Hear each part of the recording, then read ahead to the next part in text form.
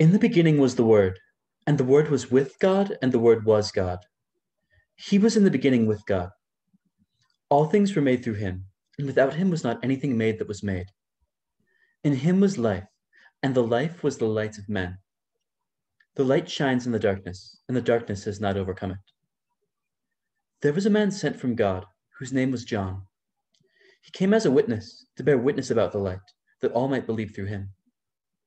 He was not the light, but came to bear witness about the light. The true light, which enlightens everyone, was coming into the world.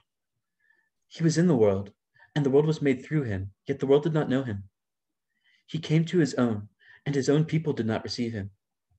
But to all who did receive him, who believed in his name, he gave the right to become children of God, who were born not of blood, nor of the will of the flesh, nor of the will of man, but of God. And the Word became flesh and dwelt among us, and we have seen his glory, glory as of the only Son from the Father, full of grace and truth. John bore witness about him and cried out, "This was he of whom I said, 'He who comes after me ranks before me, because he was before me.' And from his fullness we have all received grace upon grace. For the law was given through Moses. Grace and truth came through Jesus Christ. No one has ever seen God. The only God, who is at the Father's side, he has made him known." And this is the testimony of John, when the Jews sent priests and Levites from Jerusalem to ask him, "Who are you?" He confessed and did not deny, but confessed, "I am not the Christ." And they asked him, "What then? Are you Elijah?" He said, "I am not." "Are you the prophet?" And he answered, "No." So they said to him, "Who are you? We need to give an answer to those who sent us. What do you say about yourself?" He said, "I am the voice of one crying out in the wilderness, 'Make straight the way of the Lord,' as the prophet Isaiah said." Now they had been sent from the Pharisees. They asked him, "Then why are you baptizing, if you are neither the Christ, nor Elijah, nor the prophet?"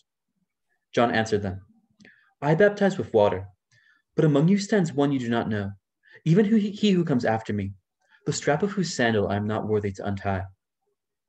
These things took place in Bethany across the Jordan, where John was baptizing. The next day he saw Jesus coming toward him and said, "Behold the Lamb of God who takes away the sin of the world. This is he of whom I said, 'After me comes a man who ranks before me, because he was before me.' I myself did not know him, but for this purpose I came baptizing with water, that he might be revealed to Israel." And John bore witness, "I saw the Spirit descend from heaven like a dove, and it remained on him. I myself did not know him, but he who sent me to baptize with water said to me, 'He on whom you see the Spirit descend and remain, this is he who baptizes with the Holy Spirit.' And I have seen and have borne witness that this is the Son of God." The next day again John was standing with his two disciples, and he looked at Jesus as he walked by and said, "Behold, the Lamb of God." The two disciples heard him say this, and they followed Jesus. Jesus turned and saw them following and said to them, "What are you seeking?" And they said to him, "Rabbi," which means teacher, "where are you staying?" He said to them, "Come and you will see." So they came and saw where he was staying, and they stayed with him that day, for it was about the 10th hour. One of the two who heard John speak and followed Jesus was Andrew, Simon Peter's brother. He first found his own brother Simon and said to him, "We have found the Messiah," which means Christ. He brought him to Jesus. Jesus looked at him and said, "So you are Simon the son of John? You shall be called Cephas," which means Peter. The next day Jesus decided to go to Galilee. He found Philip and said to him, "Follow me." Now Philip was from Bethsaida, the city of Andrew and Peter. Philip found Nathanael and said to him, "We have found him of whom Moses and the law and also the prophets wrote, Jesus of Nazareth, the son of Joseph."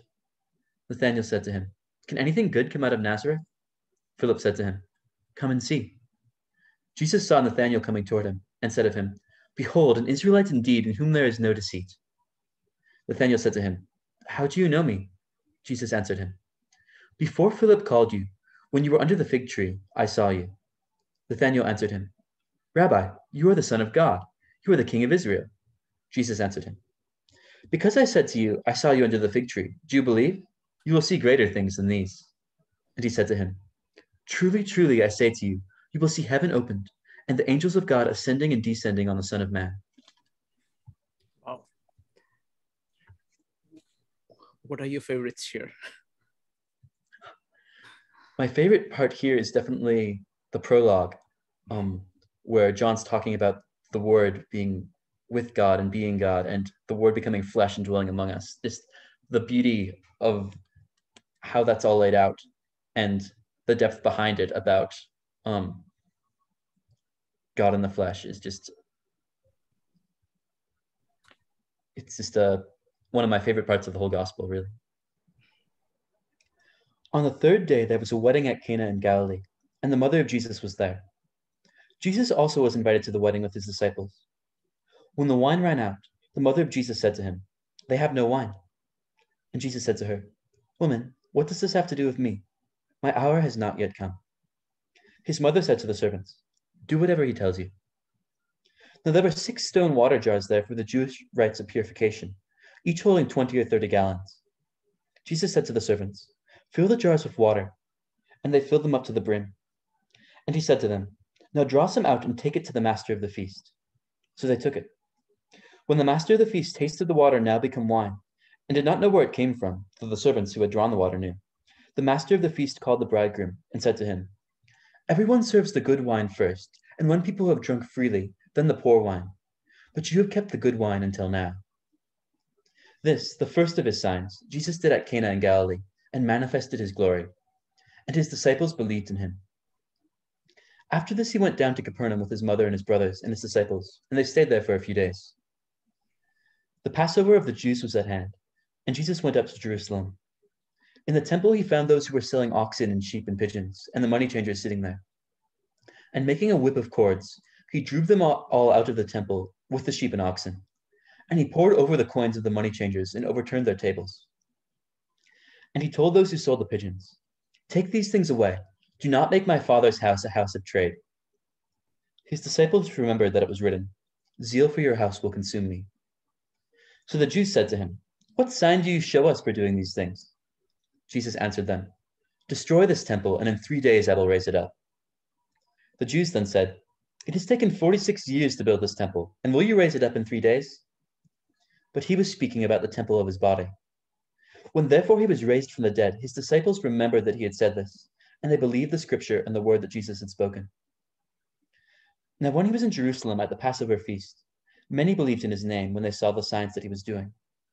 But Jesus on his part did not entrust himself to them, because he knew all people, and needed no one to bear witness about man, for he himself knew what was in man. Thank you. What are your favorite parts here? I definitely love Jesus's first miracle that he does here. How it's celebratory. It's not a miracle of judgment, but it's a miracle of with new wine and such. I think that it speaks a better word than Moses's first miracle of judgment and turning water to blood. Jesus turns water to wine, and then the master of the feast says, most people serve the good wine first, but you have kept it till now. And people think about this is about the ministry of Moses versus Christ, it's really interesting to see Jesus in the temple making like a whip of cords and driving things out. It's not exactly what one might expect if one had never heard this story, that Jesus can be a man's man. He can really, when there's a time for that sort of conflict, he is willing to engage in it. Now there was a man of the Pharisees named Nicodemus, a ruler of the Jews. This man came to Jesus by night and said to him, "Rabbi, we know that you are a teacher come from God, for no one can do these signs that you do unless God is with him."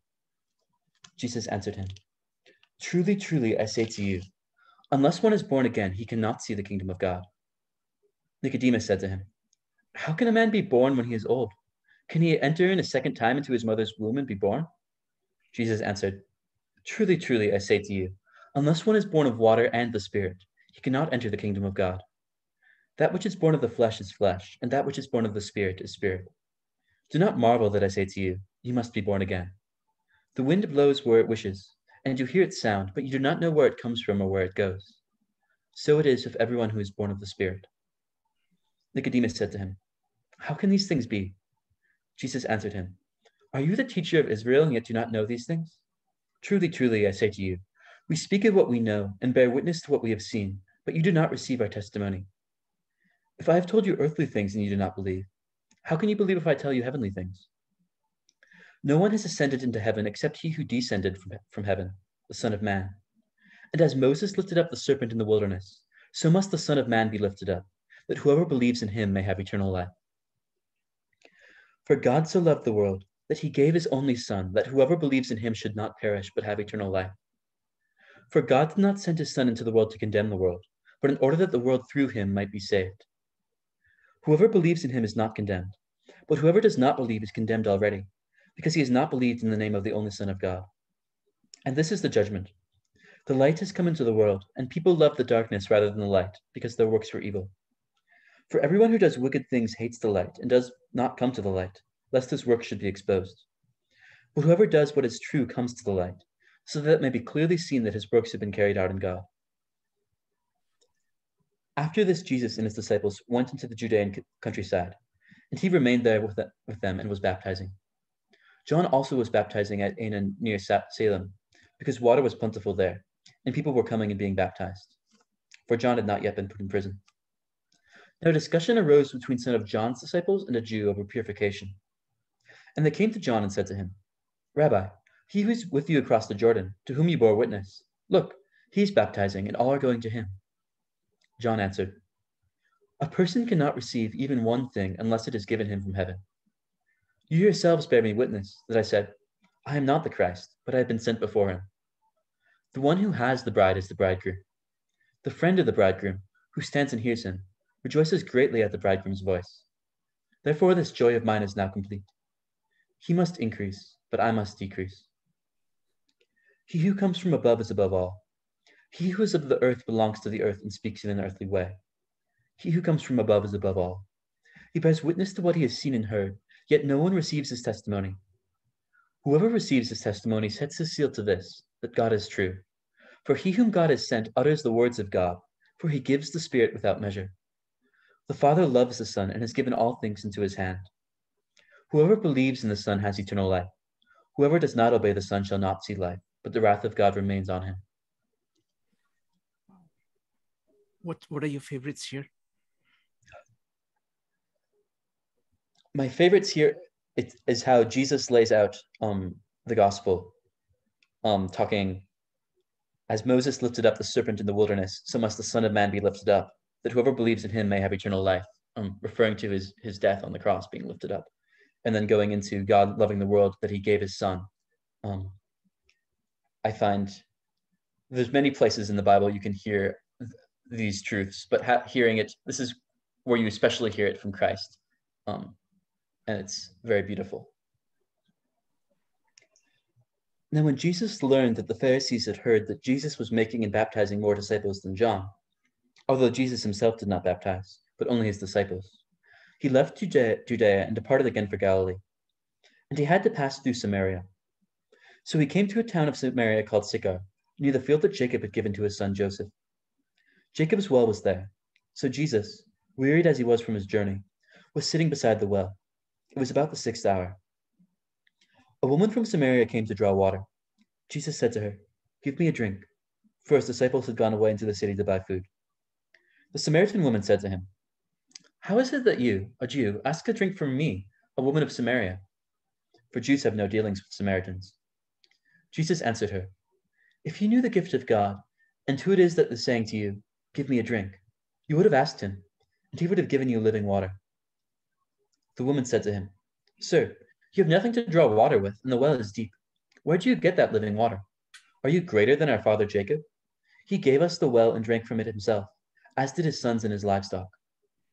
Jesus said to her, Everyone who drinks of this water will be thirsty again, but whoever drinks of the water that I will give him will never be thirsty again. The water that I will give him will become in him a spring of water welling up to eternal life. The woman said to him, Sir, give me this water so that I will not have to be thirsty or have to come here to draw water. Jesus said to her, Go, call your husband and come here. The woman answered him, I have no husband. Jesus said to her, You are right in saying, I have no husband, for you've had 5 husbands, and the one you have now is not your husband. What you have said is true. The woman said to him, Sir, I perceive that you are a prophet. Our fathers worshipped on this mountain, but you say that in Jerusalem is the place where people ought to worship. Jesus said to her, Woman, believe me, The hour is coming when neither on this mountain nor in Jerusalem will you worship the Father. You worship what you do not know. We worship what we know, for salvation is from the Jews.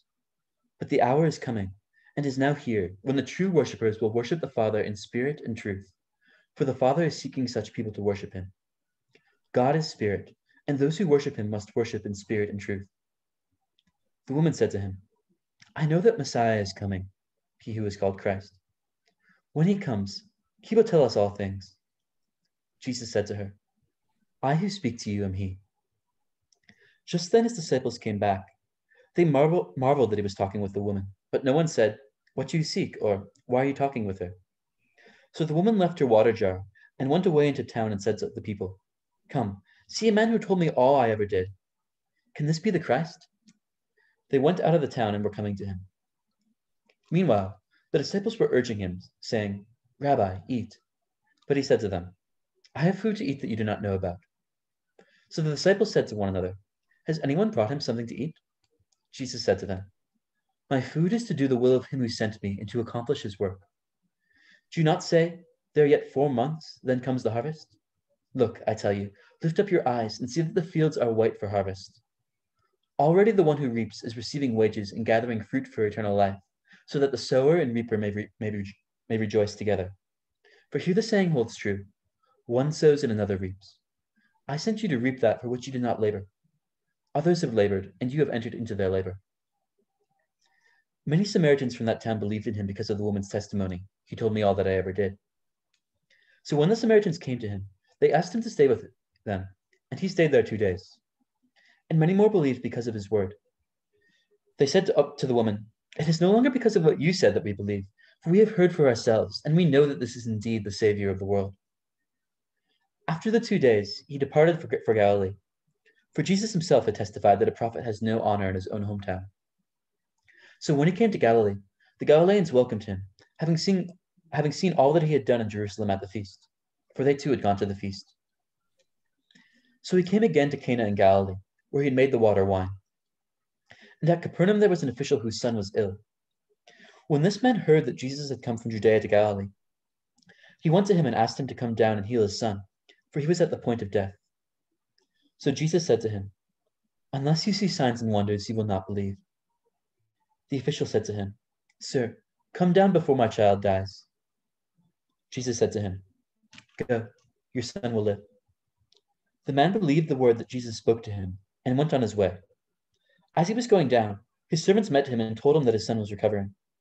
So he asked them the hour when he began to get better, and they said to him, Yesterday at the 7th hour the fever left him. The father knew that that was the hour when Jesus had said to him, Your son will live. And he himself believed, and all his household. This was now the second sign that Jesus did when he had come from Judea to Galilee. What do you like? What do you love about this chapter? I love Jesus's interaction with this woman from Samaria. This is his kind of disciples are learning who he is. This is the first time, at least in this gospel, where it's kind of going out to the world. And the nature of the person that he's interacting with is kind of gives you a feeling for what his ministry is like, that he's not coming for those who are the rich or the respected or but he's coming to this woman who was of Samaria, and both of those in that time, it's going to be very low status. Especially she's had a very mixed past. And I think his interaction with her is great. After this, there was a feast of the Jews, and Jesus went up to Jerusalem. Now there is in Jerusalem by the sheep gate a pool, an Aramaic called Bethesda, which has 5 roofed colonnades. And these lay a multitude of invalids, blind, lame, and paralyzed. One man was there who had been an invalid for 38 years. When Jesus saw him lying there and knew that he had already been there a long time, he said to him, Do you want to be healed? The sick man answered him, Sir, I have no one to put me into the pool when the water is stirred up, and when I am going down, another steps down before me. Jesus said to him, Get up, take up your bed, and walk. And at once the man was healed, and he took up his bed and walked. Now that day was the Sabbath. So the Jews said to the man who had been healed, "It is the Sabbath, and it is not lawful for you to take up your bed." But he answered them, "The man who healed me, that man said to me, 'Take up your bed and walk.'" They asked him, "Who is the man who said to you, 'Take up your bed and walk'?" Now the man who had been healed did not know who it was, for Jesus had withdrawn, and there was a crowd in the place. Afterward, Jesus found him in the temple and said to him, "See, you are well. Sin no more, that nothing worse may happen to you." The man went away and told the Jews that it was Jesus who had healed him. And this was why the Jews were persecuting Jesus, because he was doing these things on the Sabbath. But Jesus answered them, "My Father is working until now, and I am working." This was why the Jews were seeking to kill him all the more, because not only was he breaking the Sabbath, but he was even calling God his own Father, making himself equal with God. So Jesus said to them, "Truly, truly, I say to you, the Son can do nothing of his own accord, but only what he sees the Father doing. For whatever the Father does, that the Son does likewise. For the Father loves the Son and shows him all that he himself is doing. And greater works than these will he show him, so that you may marvel. For as the Father raises the dead and gives them life, so also the Son gives life to whom he will. The Father judges no one, but has given all judgment to the Son, that all may honor the Son just as they honor the Father. Whoever does not honor the Son does not honor the Father who sent him. Truly, truly, I say to you, whoever hears my word and believes him who sent me has eternal life. He does not come into judgment, but is passed from death to life. Truly, truly, I say to you, an hour is coming, and is now here, when the dead will hear the voice of the Son of God, and those who hear will live. For as the Father has life in himself, so he has granted the Son also to have life in himself. And he has given him authority to execute judgment, because he is the Son of Man. Do not marvel at this, for an hour is coming when all who are in the tombs will hear his voice and come out, those who have done good to the resurrection of life, and those who have done evil to the resurrection of judgment. I can do nothing on my own. As I hear, I judge, and my judgment is just, because I seek not my own will, but the will of him who sent me. If I alone bear witness about myself, my testimony is not deemed true. There is another who bears witness about me, and I know that the testimony that he bears about me is true. You sent to John, and he has borne witness to the truth. Not that the testimony that I receive is from man, but I say these things so that you may be saved. He was a burning and shining lamp, and you were willing to rejoice for a while in his light. But the testimony that I have is greater than that of John. For the works that the Father has given me to accomplish, the very works that I am doing, bear witness about me that the Father has sent me. And the Father who sent me has himself borne witness about me. His voice you have never heard, his form you have never seen, and you do not have his word abiding in you, for you do not believe the one whom he has sent.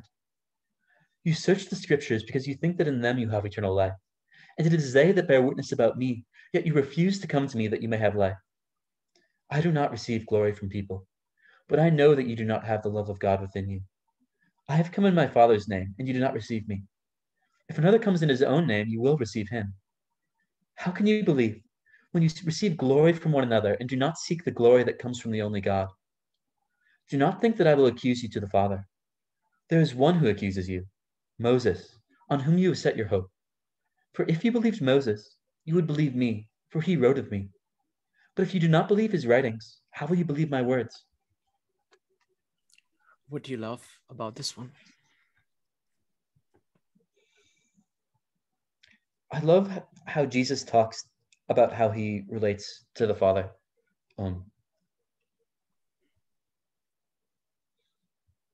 I think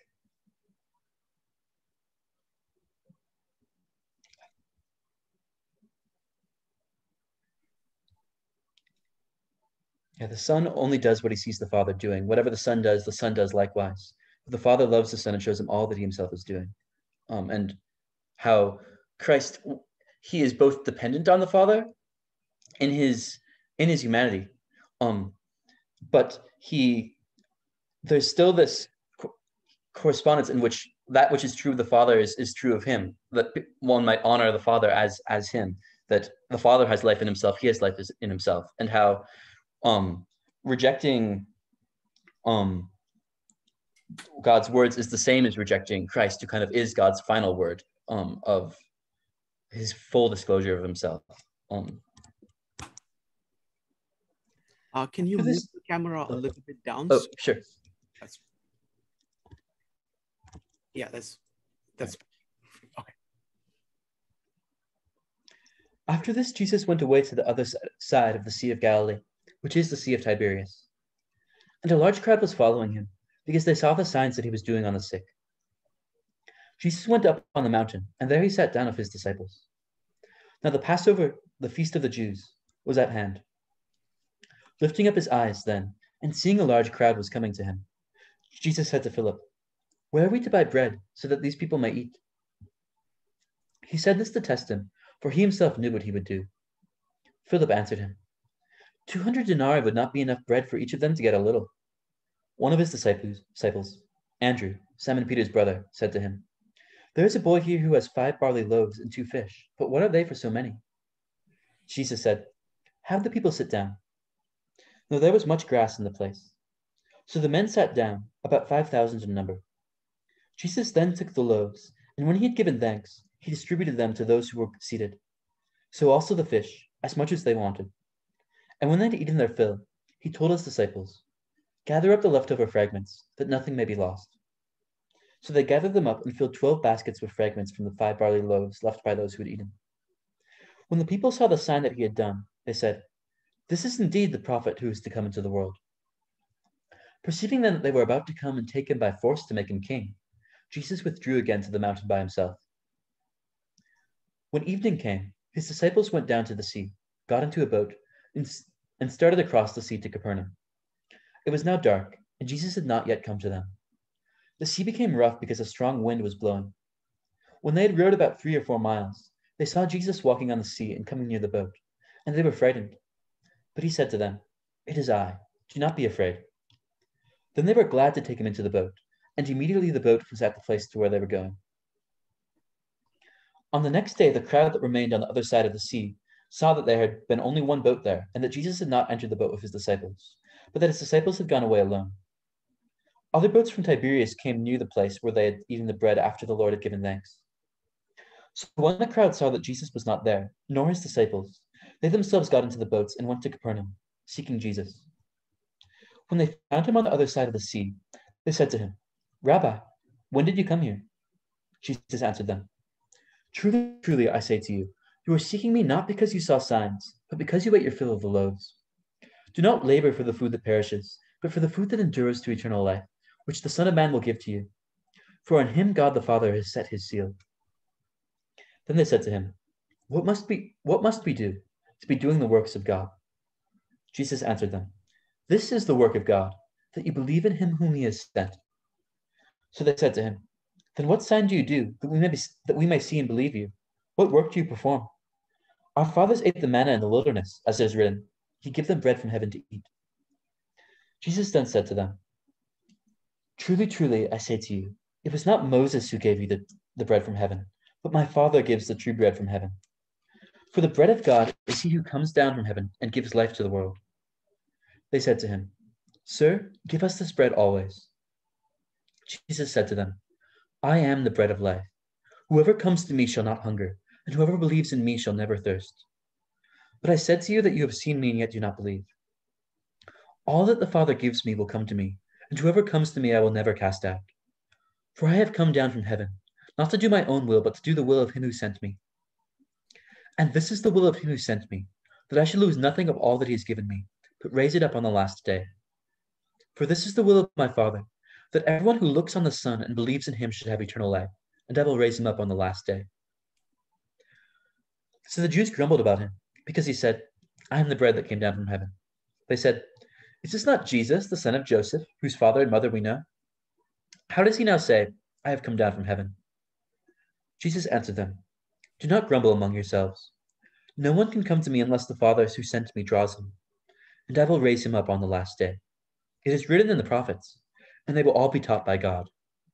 Everyone who has heard and learned from the Father comes to me. Not that anyone has seen the Father except he who is from God. He has seen the Father. Truly, truly, I say to you, whoever believes has eternal life. I am the bread of life. Your fathers ate the manna in the wilderness, and they died. This is the bread that comes down from heaven, so that one may eat of it and never die. I am the living bread that came down from heaven. If anyone eats of this bread, he will live forever. And the bread that I will give for the life of the world is my flesh. The Jews then disputed amongst themselves, saying, "How can this man give us his flesh to eat?" So Jesus said to them, "Truly, truly, I say to you, unless you eat the flesh of the Son of Man and drink his blood, you have no life in you. Whoever feeds on my flesh and drinks my blood has eternal life, and I will raise him up on the last day. For my flesh is true food, and my blood is true drink. Whoever feeds on my flesh and drinks my blood abides in me, and I in him. As the living Father sent me, and I live because of the Father, so whoever feeds on me, he also will live because of me. This is the bread that came down from heaven, not like the bread that the fathers ate and died. Whoever feeds on this bread will live forever."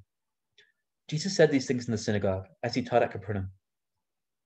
When many of his disciples heard it, they said, "This is a hard saying. Who can listen to it?" But Jesus, knowing in himself that his disciples were grumbling at this, said to them, "Do you take offense at this? Then what if you were to see the Son of Man ascending to where he was before? It is the Spirit who gives life. The flesh is no help at all.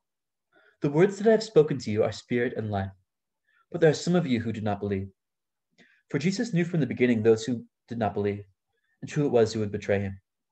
And he said, "This is why I told you that no one can come to me unless it is granted him by my Father." After this, many of his disciples turned back and no longer walked with him. So Jesus said to the 12, "Do you want to go away as well?" Simon Peter answered him, "Lord, to whom shall we go? You have the words of eternal life, and we have believed and have come to know that you are the Holy One of God." Jesus answered them, "Did I not choose you, the 12? And yet one of you is a devil." He spoke of Judas, the son of Simon Iscariot, for he, one of the 12, was going to betray him. Thank you. What do you love in this one? I like Jesus talking about himself as the bread of life. I think this is really powerful. How one should draw life from Jesus is as if you have like taken his blood into you, and it like the how it kind of pictures that connection. I also really like how he I guess when he says, "All that the Father gives me will come to me, and whoever comes to me I will never cast out." Just the way he's talking about how he is toward those who are his, who believe in him. And this is the will of my Father, that everyone who looks on the Son and believes in him should have eternal life. After this, Jesus went about in Galilee. He would not go about in Judea, because the Jews were seeking to kill him. Now the Jews' feast of booths was at hand. So his brothers said to him, "Leave here and go to Judea, that your disciples may see the works that you are doing. For no one works in secret if he seeks to be known openly. If you do these things, show yourself to the world." For not even his disciples believed in him. Jesus said to them, "My time has not yet come, but your time is always here. The world cannot hate you, but it hates me because I testify about it that its works are evil. You go up to the feast. I am not going up to this feast, for my time is not yet fully come." After saying this, he remained in Galilee. But after his brothers had gone up to the feast, then he also went up, not publicly, but in private. The Jews were looking for him at the feast, and saying, "Where is he?" And there was much muttering about him amongst the people. Well, some said, "He is a good man." Others said, "No, he is leading the people astray." Yet for fear of the Jews, no one spoke openly of him. About the middle of the feast, Jesus went up into the temple and began teaching. The Jews therefore marveled, saying, "How is it that this man has learning, when he has never studied?" So Jesus answered them, "My teaching is not mine, but his who sent me. If anyone's will is to do God's will, he will know whether the teaching is from God or whether I am speaking on my own authority. The one who speaks on his own authority seeks his own glory, but the one who seeks the glory of him who sent him is true, and in him there is no falsehood. Has not Moses given you the law? Yet none of you keeps the law. Why do you seek to kill me?" The crowd answered, "You have a demon. Who is seeking to kill you?" Jesus answered them, "I did one work, and you all marvel at it. Moses gave you circumcision. Not that it is from Moses, but from the fathers. And you circumcise a man on the Sabbath. If on the Sabbath a man receives circumcision, so that the law of Moses may not be broken, are you angry with me because on the Sabbath I made a man's whole body well? Do not judge by appearances, but judge with right judgment." Some of the people of Jerusalem therefore said, "Is this not the man whom they seek to kill? And here he is, speaking openly, and they say nothing to him. Can it be that the authorities really know that this is the Christ? We know where this man comes from, and when the Christ appears, no one will know where he comes from." So Jesus proclaimed as he taught in the temple, "You know me, and you know where I come from, but I have not come of my own accord. He who sent me is true, and him you do not know. I know him, for I come from him, and he sent me." So they were seeking to arrest him, but no one laid a hand on him, because his hour had not yet come. Yet many of the people believed in him. They said, "When the Christ appears, will he do more signs than this man has done?" The Pharisees heard the crowd muttering these things about him, and the chief priests and Pharisees sent officers to arrest him. Jesus then said, "I will be with you a little longer, and then I am going to him who sent me. You will seek me and you will not find me. Where I am, you cannot come." The Jews said to one another, "Where does this man intend to go that we will not find him? Does he intend to go to the dispersion amongst the Greeks and teach the Greeks? What does he mean by saying, 'You will seek me and you will not find me,' and 'Where I am, you cannot come'?" On the last day of the feast, the great day, Jesus stood up and cried out, "If anyone thirsts, let him come to me and drink. Whoever believes in me, as the scripture has said, out of his heart will flow rivers of living water." Now this he said about the Spirit, whom those who believed in him were to receive. For as of yet the Spirit had not yet been given, because Jesus was not yet glorified. When they heard these words, some of the people said, "This really is the prophet." Others said, "This is the Christ." But some said, "Is the Christ to come from Galilee? Has not the scripture said that the Christ comes from the offspring of David and comes from Bethlehem, the village where David was?" So there was a division amongst the people over him. Some of them wanted to arrest him, but no one laid hands on him. The officers then came to the chief priests and Pharisees, who said to them, "Why did you not bring him?" The officers answered, "No one ever spoke like this man." The Pharisees answered them, "Have you also been deceived? Have any of the authorities or the Pharisees believed in him? But this crowd that does not know the law is accursed." Nicodemus, who had gone to him before, and who was one of them, said to them, "Does our law judge a man without first giving him a hearing and learning what he does?" They replied, "Are you from Galilee also? Search and see that no prophet arises from Galilee." What are your favorites here?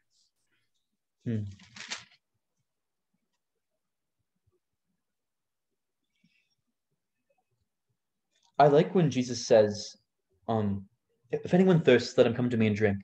Whoever believes in me, as the scripture had said, out of his heart will come flow rivers of living water." Talking about the Spirit.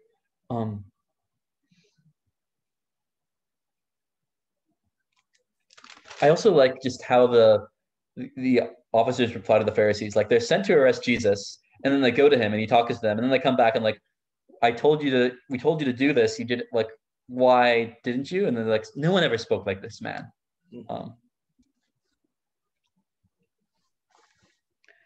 They went each to his own house, but Jesus went to the Mount of Olives. Early in the morning, he came again to the temple. All the people came to him, and he sat down and taught them. The scribes and the Pharisees brought a woman who had been caught in adultery, and placing her in the midst, they said to him, "Teacher, this woman has been caught in the act of adultery.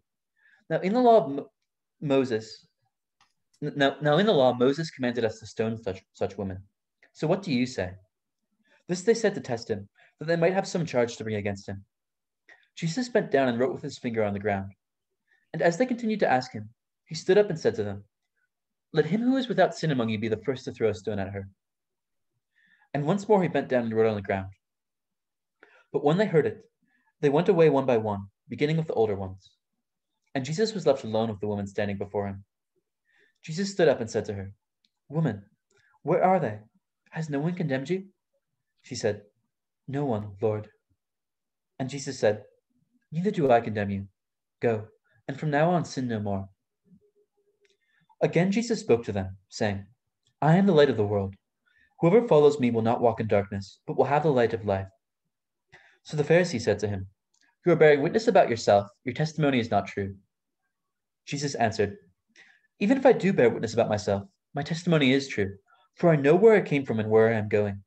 But you do not know where I come from or where I am going. You judge according to the flesh. I judge no one. Yet even if I do judge, my judgment is true, for it is not I alone who judge, but I and the Father who sent me. In your law it is written that the testimony of two people is true. I am the one who bears witness about myself, and the Father who sent me bears witness about me. They said to him, therefore, where is your Father? Jesus answered, you know neither me nor my Father. If you knew me, you would know my Father also. These words he spoke in the treasury, as he taught in the temple, but no one arrested him, because his hour had not yet come.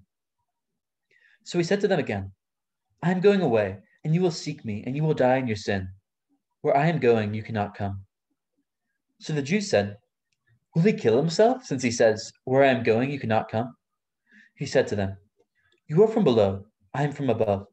You are of this world, I am not of this world. I told you that you would die in your sins, for unless you believe that I am he, you will die in your sins. So they said to him, who are you? Jesus said to them, just what I have been telling you from the beginning. I have much to say about you and much to judge, but he who sent me is true, and I declare to the world what I have heard from him. They did not understand that he had been speaking to them about the Father. So Jesus said to them, when you have lifted up the Son of Man, then you will know that I am he, and that I do nothing on my own authority, but speak just as the Father taught me. And he who sent me is with me. He has not left me alone, for I always do the things that are pleasing to him. As he was saying these things, many believed in him. So Jesus said to the Jews who had believed in him, if you abide in my word, you are truly my disciples, and you will know the truth, and the truth will set you free. They answered him, we are offspring of Abraham and have never been enslaved to anyone. How is it that you say, you will become free? Jesus answered them, truly, truly, I say to you, everyone who commits sin is a slave to sin. The slave does not remain in the house forever. The Son remains forever. So if the Son sets you free, you will be free indeed. I know that you are offspring of Abraham, yet you seek to kill me because my word finds no place in you. I speak of what I have seen with my father, and you do what you have heard from your father. They answered him, Abraham is our father. Jesus said to them, if you were Abraham's children, you would be doing the works Abraham did. But now you seek to kill me, the man who has told you the truth that I heard from God. This is not what Abraham did. You are doing the works your father did. They said to him, we were not born of sexual immorality. We have one Father, even God. Jesus said to them, if God were your Father, you would love me, for I came from God, and I am here. I came not of my own, but he sent me. Why do you not understand what I say? It is because you cannot bear to hear my word. You are of your father the devil, and your will is to do your father's desires. He was a murderer from the beginning, and has nothing to do with the truth, because there is no truth in him.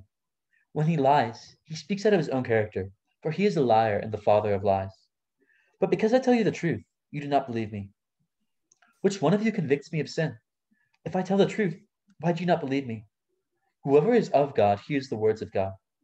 The reason why you do not hear them is that you are not of God. The Jews answered him, are we not right in saying that you are a Samaritan and have a demon? Jesus answered, I do not have a demon, but I honor my Father, and you dishonor me. Yet I do not seek my own glory. There is one who seeks it, and he is the judge.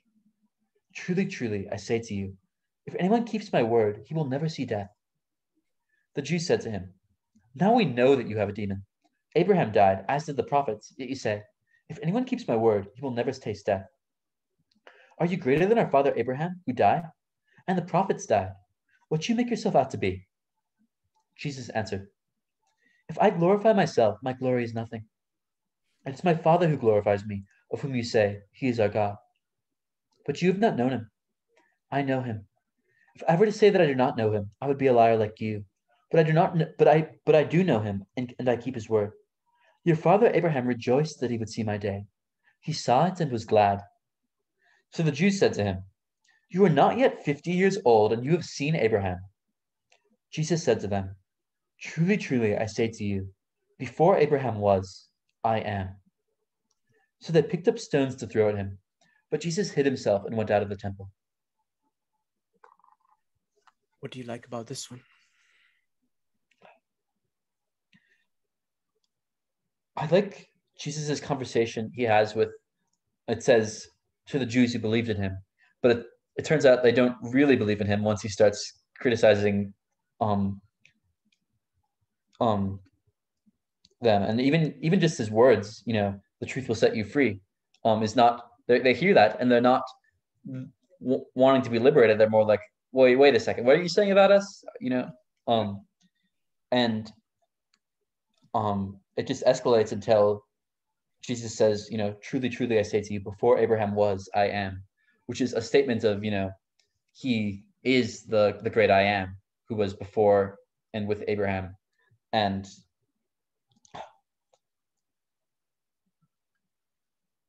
I also like when he says, when you have lifted up the Son of Man, then you will know that I am he, and that I do nothing on my own authority, but speak just as the Father has taught me. That it's some understanding of who he truly is going to come at his death that hasn't been revealed yet. Can you please read chapter 9? As he passed by, he saw a man blind from birth. And his disciples asked him, Rabbi, who sinned, this man or his parents, that he was born blind? Jesus answered, it was not that this man sinned, or his parents, but that the works of God might be displayed in him. We must work the works of him who sent me while it is day. Night is coming, when no one can work. As long as I am in the world, I am the light of the world. Having said these things, he spat on the ground and made mud with the saliva. Then he anointed the man's eyes with the mud, and said to him, Go, wash in the pool of Siloam, which means sent. So he went and washed, and came back seeing. The neighbors and those who had seen him before as a beggar were saying, Is this not the man who used to sit and beg? Some said, It is he. Others said, No, but he is like him. He kept saying, I am the man. So they said to him, Then how were your eyes opened? He answered, The man called Jesus made mud and anointed my eyes and said to me, Go to Siloam and wash. So I went and washed and received my sight. They said to him, Where is he? He said, I do not know. They brought to the Pharisees the man who had formerly been blind. Now it was the Sabbath day when Jesus made the mud and opened his eyes. So the Pharisees again asked him how he had received his sight. And he said to them, He put mud on my eyes, and I washed, and I see. Some of the Pharisees said, This man is not from God, for he does not keep the Sabbath. But others said, How can a man who is a sinner do such signs? And there was a division among them. So they said again to the blind man, What do you say about him, since he has opened your eyes? He said, He is a prophet. The Jews did not believe that he had been blind and received his sight, until they called the parents of the man who had received his sight, and asked him, Is this your son, who you say was born blind? How then does he now see? His parents answered, We know that this is our son, and that he was born blind. But how he now sees we do not know, nor do we know who opened his eyes. Ask him. He is of age. He will speak for himself. His parents said these things because they feared the Jews, for the Jews had already agreed that if anyone should confess Jesus to be the Christ, he was to be put out of the synagogue. Therefore his parents said, He is of age. Ask him. So for the second time they called the man who had been blind and said to him, Give glory to God. We know that this man is a sinner. He answered, Whether he is a sinner, I do not know. One thing I do know, that though I was blind, now I see. They said to him, What did he do to you? How did he open your eyes? He answered them, I have told you already, and you would not listen. Why do you want to hear it again? Do you also want to become his disciples? And they reviled him, saying, You are his disciple, but we are disciples of Moses. We know that God has spoken to Moses, but as for this man, we do not know where he comes from. The man answered, Why, this is an amazing thing. You do not know where he comes from, and yet he opened my eyes. We know that God does not listen to sinners, but if anyone is a worshiper of God and does his will, God listens to him. Never since the world began has it been heard that anyone opened the eyes of a man born blind. If this man were not from God, he could do nothing. They answered him, You were born in utter sin, and would you teach us? And they cast him out. Jesus heard that they cast him out, and having found him, he said, Do you believe in the Son of Man? He answered, And who is he, sir, that I might believe in him? Jesus said to him, You have seen him, and it is he who is speaking to you. He said, Lord, I believe, and he worshipped him. Jesus said, For judgment I came into this world, that those who do not see may see, and that those who see may become blind. Some of the Pharisees near him also heard these things and said to him, Are we also blind? Jesus said to them, If you were blind, you would have no guilt. But now that you say, We see, your guilt remains. What do you love about this one? I love when Jesus says to the man after the man asks, "And who is he, so that I may believe in him?" Jesus says to him, "You have seen him, and it's he who is speaking to you." This fact that this sight that he just received, the first thing he sees is Jesus, and Jesus is referring to this, and I think it's beautiful because he's born blind from birth, like he's never had any of this, and it's kind of like given new sight goes with, it's like it parallels being given new sight spiritually. And when you have that new sight, necessarily the first thing you see is Jesus. Wow. And just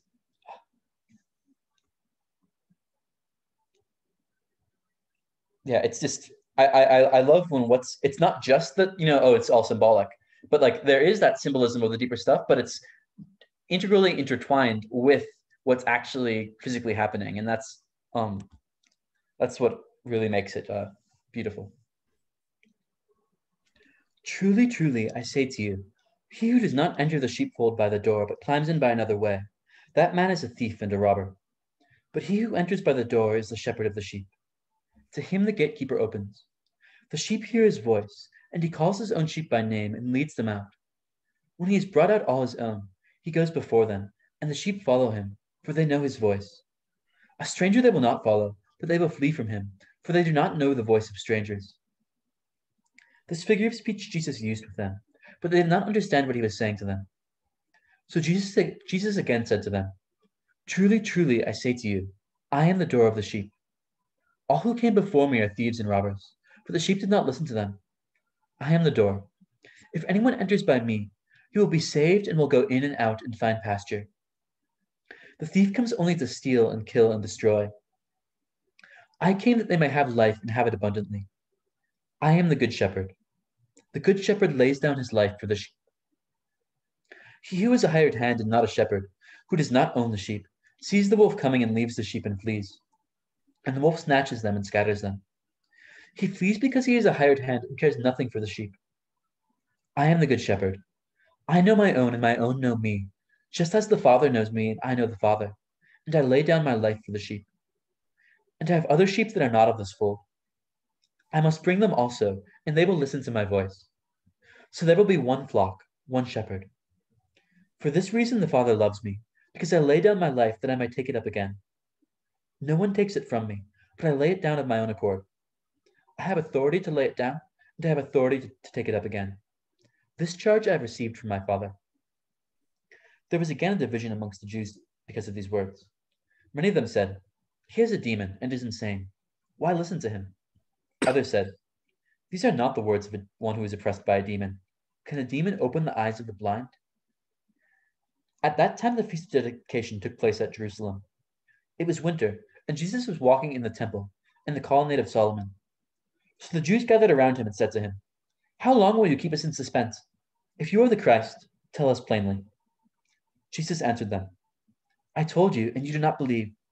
The works that I do in my Father's name bear witness about me, but you do not believe because you are not part of my flock. My sheep hear my voice, and I know them, and they follow me. I give them eternal life, and they will never perish, and no one will snatch them out of my hand. My Father, who has given them to me, is greater than all, and no one is able to snatch them out of the Father's hand. I and the Father are one." The Jews picked up stones again to stone him. Jesus answered them, "I have shown you many good works from the Father. For which of them are you going to stone me?" The Jews answered him, "It is not for a good work that we are going to stone you, but for blasphemy, because you, being a man, make yourself God." Jesus answered them, "Is it not written in your law? I said, you are gods." If he called them gods to whom the word of God came, and scripture cannot be broken, do you say of him whom the Father consecrated and sent into the world, you are blaspheming because I said, I am the Son of God? If I am not doing the works of my Father, then do not believe me. But if I do them, even if you do not believe me, believe the works, that you may know and understand that the Father is in me and I am in the Father. Again they sought to arrest him, but he escaped from their hands. He went away again across the Jordan to the place where John had been baptizing at first, and there he remained. And many came to him, and they said, "John did no sign, but everything that John said about this man was true." And many believed in him there. What stands out for you in this chapter? I love this imagery of him as the good shepherd, who gives his life for the sheep. Because there's a lot of beauty in that, because it doesn't make sense for a shepherd. A shepherd's more valuable than the sheep. Why would he sacrifice in this way? And in the same way, um, Jesus is more valuable than the rest of the world put together, and yet he's still willing to give this just extraordinary love. And I also love how he talks about how he relates to the sheep. He says, "My sheep hear my voice, and I know them, and they follow me. I give them eternal life, and they will never perish." Just the notion of like hearing his voice. Now a certain man was ill, Lazarus of Bethany, the village of Mary and her sister Martha. It was Mary who anointed the Lord with ointment and wiped his feet with her hair, whose brother Lazarus was ill. So the sisters sent to him, saying, "Lord, he whom you love is ill."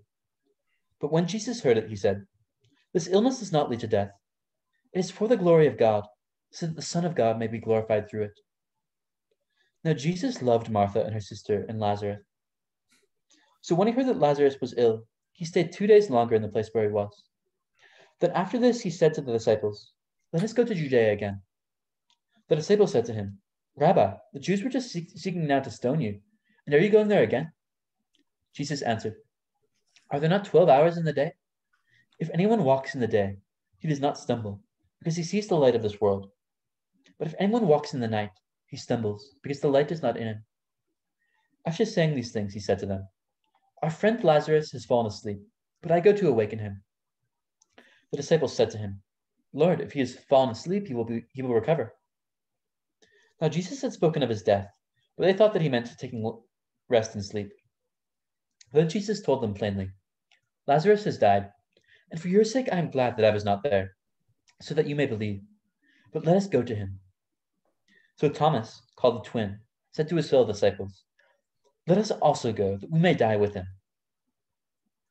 Now when Jesus came, he found that Lazarus had already been in the tomb 4 days. Bethany was near Jerusalem, about 2 miles off, and many of the Jews had come to Martha and Mary to console them concerning their brother. So when Martha heard that Jesus was coming, she went and met him, but Mary remained seated in the house. Martha said to Jesus, "Lord, if you had been here, my brother would not have died. But even now I know that whatever you ask from God, God will give you." Jesus said to her, "Your brother will rise again." Martha said to him, "I know that he will rise again in the resurrection on the last day." Jesus said to her, "I am the resurrection and the life. Whoever believes in me, though he die, yet shall he live, and everyone who lives and believes in me shall never die. Do you believe this?" She said to him, "Yes, Lord, I believe that you are the Christ, the Son of God, who is coming into the world." Now when she had said this, she went and called her sister Mary, saying in private, "The teacher is here and is calling for you." And when she heard it, she rose quickly and went to him. Now Jesus had not yet come into the village, but was still in the place where Martha had met him. When the Jews who were with her met When the Jews who were with her in the house, consoling her, saw Mary rise quickly and go out, they followed her, supposing that she was going to the tomb to weep. Now when Mary came to where Jesus was and saw him, she fell at his feet, saying to him, "Lord, if you had been here, my brother would not have died."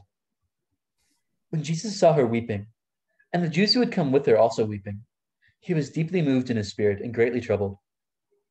And he said, "Where have you laid him?" They said to him, "Lord, come and see." Jesus wept. So the Jews said, "See how he loved him." But some of them said, "Could not he who opened the eyes of the blind man also have kept this man from dying?" Then Jesus, deeply moved again, came to the tomb. It was a cave, and a stone lay against it. Jesus said, "Take away the stone." Martha, the sister of the dead man, said to him, "Lord, by this time there will be an odor, for he has been dead 4 days." Jesus said to her, "Did I not tell you that if you believed, you would see the glory of God?" So they took away the stone. And Jesus lifted up his eyes and said, Father, I thank you that you have heard me. I know that you always hear me, but I say this on account of the people standing around, that they may believe that you sent me. When he said these things, he cried out with a loud voice, Lazarus, come out. The man who had died came out, his hands and feet bound with linen strips, and his face wrapped with a cloth. Jesus said to them, Unbind him and let him go. Many of the Jews, therefore, who had come with Mary and had seen what he did, believed in him. But some of them went to the Pharisees and told them what Jesus had done. So the chief priests and the Pharisees gathered the council and said, What are we to do?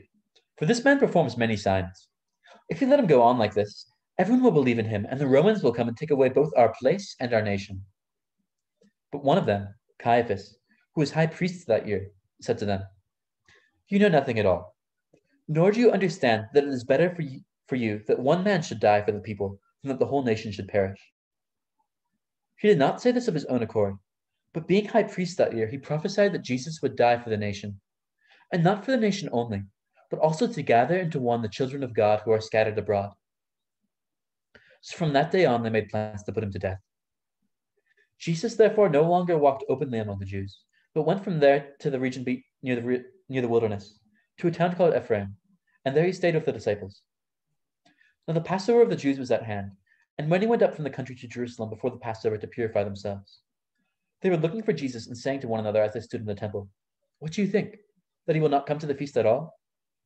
Now the chief priests and the Pharisees had given orders that if anyone knew where he was, he should let them know, that they might arrest him. What do you love about this one?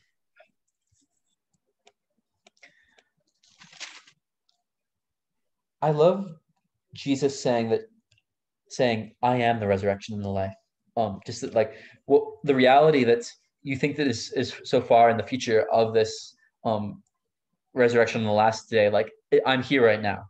I also his emotion, seeing the everyone weeping, how he, they think he's weeping for the dead man, but of course he's not weeping for the dead man. He's weeping because he sees the people suffering and their grief, and I think that this empathy he has is really beautiful to see. 6 days before the Passover, Jesus therefore came to Bethany, where Lazarus was, whom Jesus had raised from the dead. So they gave a dinner for him there. Martha served, and Lazarus was one of those reclining with him at table. Mary therefore took a pound of expensive ointment made from pure nard, and anointed the feet of Jesus and wiped his feet with her hair. The house was filled with the fragrance of the perfume. But Judas Iscariot, one of his disciples, he was about to betray him, said, Why was this ointment not sold for 300 denarii and given to the poor? He said this not because he cared about the poor, but because he was a thief, and having charge of the money bag, he used to help himself to what was put into it. Jesus said, Leave her alone, so that she may keep it for the day of my burial. For the poor you always have with you, but you do not always have me. When the large crowd of the Jews learned that Jesus was there, they came, not only on account of him, but also to see Lazarus, whom he had raised from the dead. So the chief priests made plans to put Lazarus to death as well, because on account of him, many of the Jews were going away and believing in Jesus. The next day, the large crowd that had come to the feast heard that Jesus was coming to Jerusalem. So they took branches of palm trees and went out to meet him, crying out, Hosanna! Blessed is he who comes in the name of the Lord, even the King of Israel. And Jesus found a young donkey and sat on it, just as it is written, Fear not, daughter of Zion. Behold, your king is coming, sitting on a donkey's colt. His disciples did not understand these things at first, but when Jesus was glorified, then they remembered that these things had been written about him and had been done to him. The crowd that had been with him when he called Lazarus out of the tomb and raised him from the dead continued to bear witness. The reason why the crowd went to meet him was that they'd heard he had done this sign. So the Pharisees said to one another, You see that you are gaining nothing. Look, the world has gone after him. Now among those who went up to worship at the feast were some Greeks. So these came to Philip, who was from Bethsaida in Galilee, and asked him, Sir, we wish to see Jesus. Philip went and told Andrew. Andrew and Philip went and told Jesus. And Jesus answered them, The hour has come for the Son of Man to be glorified. Truly, truly, I say to you, unless a grain of wheat falls into the earth and dies, it remains alone, but if it dies, it bears much fruit. Whoever loves his life loses it, and whoever hates his life in this world will keep it for eternal life. If anyone serves me, he must follow me, and where I am, there will my servant be also. If anyone serves me, the Father will honor him. Now is my soul troubled, and what shall I say?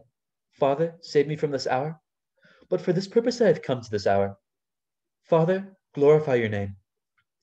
Then a voice came from heaven. I have glorified it, and I will glorify it again.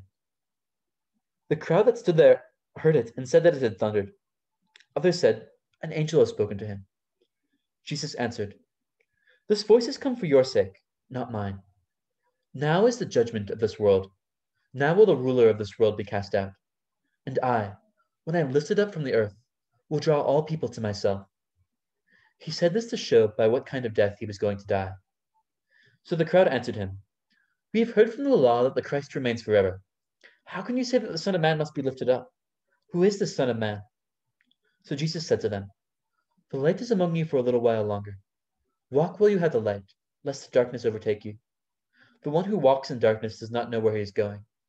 While you have the light, believe in the light, that you may become sons of light. When Jesus had said these things, he departed and hid himself from them.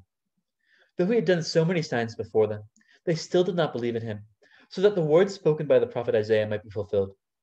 Lord, who has believed what he heard from us, and to whom has the arm of the Lord been revealed? Therefore they could not believe. For again Isaiah said, he has blinded their eyes and hardened their hearts, lest they see with their eyes, and turn with their heart, and turn, and I would heal them. Isaiah said these things because he saw his glory and spoke of him. Nevertheless, many even of the authorities believed in him, but for fear of the Pharisees they did not confess it, so that they would not be put out of the synagogue. For they loved the glory that comes from man more than the glory that comes from God. And Jesus cried out and said, whoever believes in me, believes not in me, but in him who sent me. And whoever sees me, sees him who sent me. I have come into the world as light, so that whoever believes in me may not remain in darkness. If anyone hears my words and does not keep them, I do not judge him. For I did not come to judge the world, but to save the world. The one who rejects me and does not receive my words has a judge. The word that I have spoken will judge him on the last day. For I have not spoken on my own authority, but the Father who sent me has given me a commandment, what to say and what to speak. And I know that his commandment is eternal life. What I say, therefore, I say as the Father has told me. Wow. What you love about this one? I love when he says, the hour has come for the Son of Man to be glorified. Unless a grain of wheat falls into the earth and dies, it remains alone. But if it dies, it bears much fruit.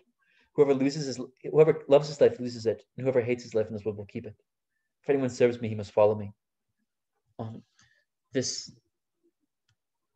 How he's talking about what he's about to accomplish, how this death is going to be a fruitful death, which bears fruit, and how this hour, which he's been referring to throughout this gospel, is the hour for the Son of Man to be glorified. And one doesn't think of crucifixion as being glorifying the one being crucified, but in Christ, since it's coming from his own initiative, his own saving act, and showing his love, it is indeed he is glorified, and as well as his Father. I mean, it's yeah. Thank you. Can we go to number 13? Yes. It's getting to some of my real favorite spots now. Yes. Now, before the feast of the Passover, when Jesus knew that his hour had come to depart out of this world to the Father, having loved his own who were in the world, he loved them to the end.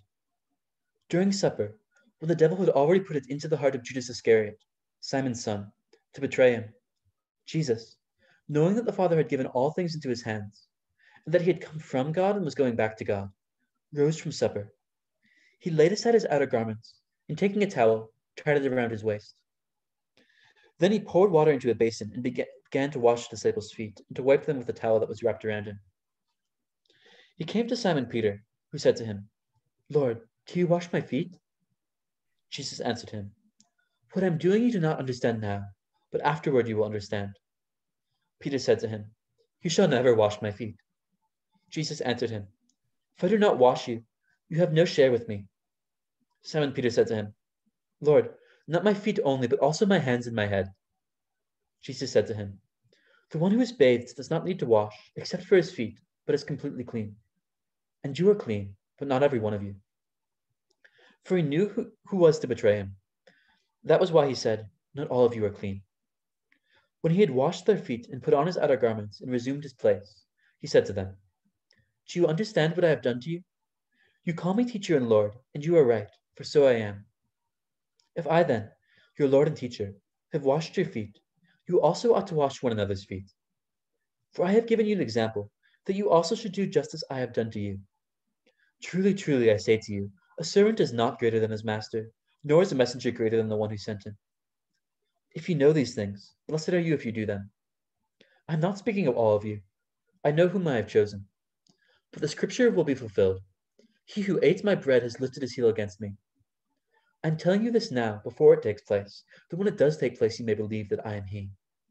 Truly, truly, I say to you, whoever receives the one I send receives me, and whoever receives me receives the one who sent me. After saying these things, Jesus was troubled in his spirit and testified, Truly, truly, I say to you, one of you will betray me. The disciples looked at one another, uncertain of whom he spoke. One of his disciples, whom Jesus loved, was reclining at table close to Jesus. So Simon Peter motioned to him to ask Jesus of whom he was speaking. So that disciple, leaning back against Jesus, said to him, Lord, who is it? Jesus answered, It is he to whom I will give this morsel of bread when I have dipped it. So when he had dipped the morsel, he gave it to Judas, the son of Simon Iscariot. Then after he had taken the morsel, Satan entered into him. Jesus said to him, What you are going to do quickly. Then no one at the table knew why he had said this to him. Some thought that, because Judas had the money bag, Jesus was telling him, Buy what we need for the feast, or that he should give something to the poor. So, after receiving the morsel of bread, he immediately went out, and it was night. When he had gone out, Jesus said, Now is the Son of Man glorified, and God is glorified in him. If God is glorified in him, God will also glorify him in himself, and glorify him at once.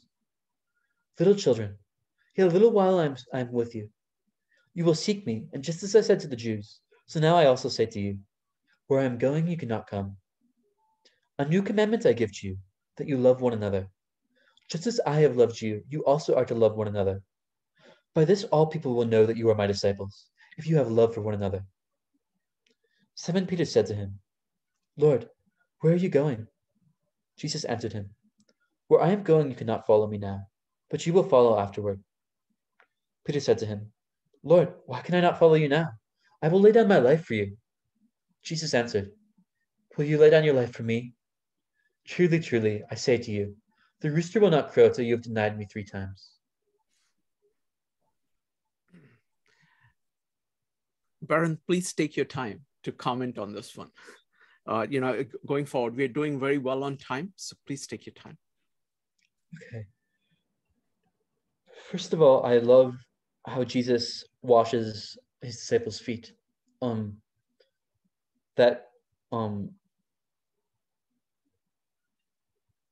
shows such humility that he has, despite being who he is, and that he's like willing to do this. And he's not just doing what he's doing because it's symbolic, because he like has a mission, but he actually loves these people.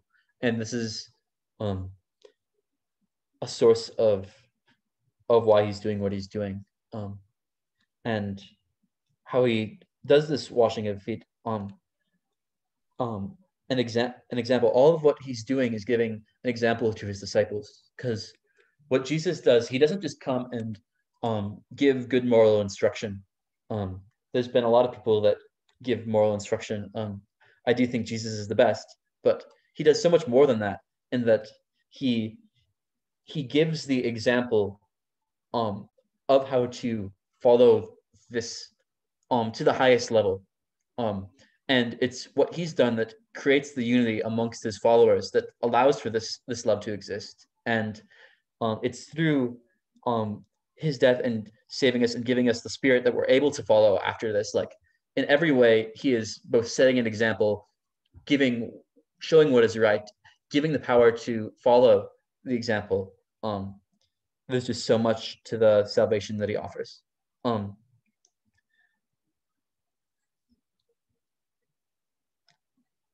It's also something that, even though Jesus knows the whole time who's going to betray him, he knows this well before it happens. After saying these things, it says Jesus was troubled in his spirit. Like, despite knowing this, it still causes him like great grief, because he did love all his disciples, and it's another one of the many burdens which is going on Jesus at this time. And I love him giving this new commandment that you love one another, just as I have loved you. And when he's about to go, he's demonstrated that all of his interactions with his disciples, but he's about to do it to the utmost extent.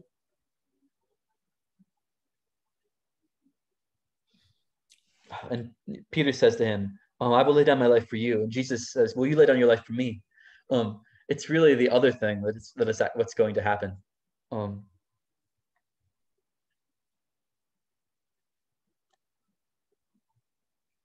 Yeah, there's so much here. Let not your hearts be troubled. Believe in God. Believe also in me. In my Father's house are many rooms. If it were not so, would I have told you that I go to prepare a place for you?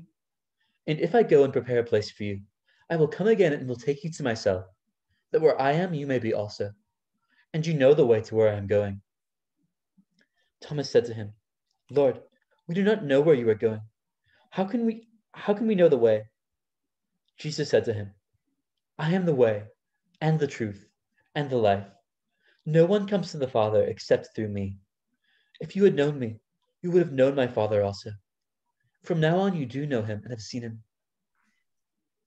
Philip said to him, Lord, show us the Father, and it is enough for us. Jesus said to him, Have I been with you so long, and you still do not know me, Philip? Whoever has seen me has seen the Father. How can you say, Show us the Father? Do you not believe that I am in the Father, and the Father is in me? The words that I say to you, I do not speak on my own authority, but the Father who dwells in me does his works. Believe me that I am in the Father, and the Father is in me, or else believe on account of the works themselves. Truly, truly, I say to you, whoever believes in me will also do the works that I do. And greater works than these will he do, because I am going to the Father. Whatever you ask in my name, this I will do, that the Father may be glorified in the Son. If you ask me anything in my name, I will do it. If you love me, you will keep my commandments. And I will ask the Father, and he will give you another helper, to be with you forever, even the Spirit of truth, whom the world cannot receive, because it neither sees him nor knows him. You know him, for he dwells with you and will be in you.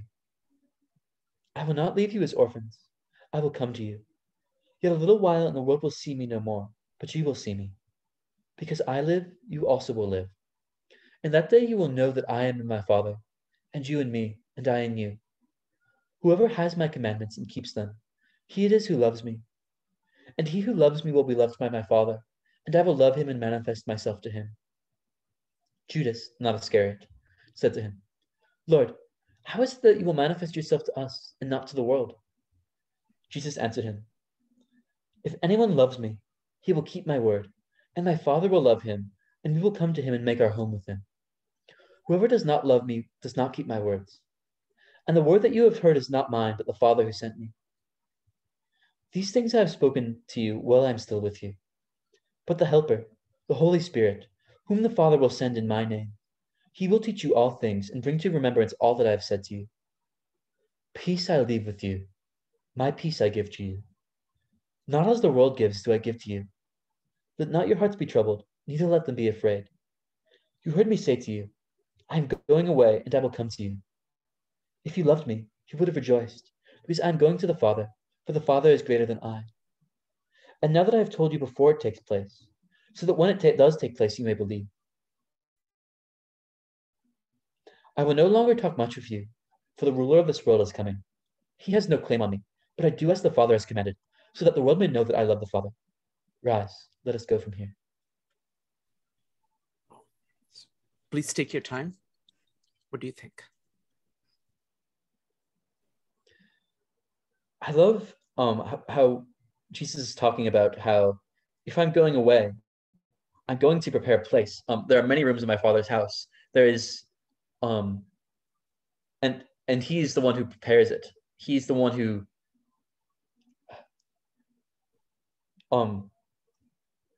and Thomas asks him, like, how we don't even know where you're going. How can we know the way? And then Jesus says, I am the way.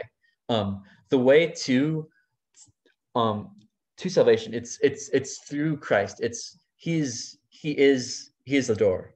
And he says also, I am the truth and the life. Just he makes so many statements in John that are just so deep. I am the resurrection and the life. I am the bread of life. I am the true. Well, he'll say that later. I'm the true vine. I am the way, the truth, and the life. And of course, it's not just the words, but everything that shows what that means. And how no one comes to the Father through him. He's the only way, and there's only one way in which the salvation of mankind can be accomplished, and he's going to do it.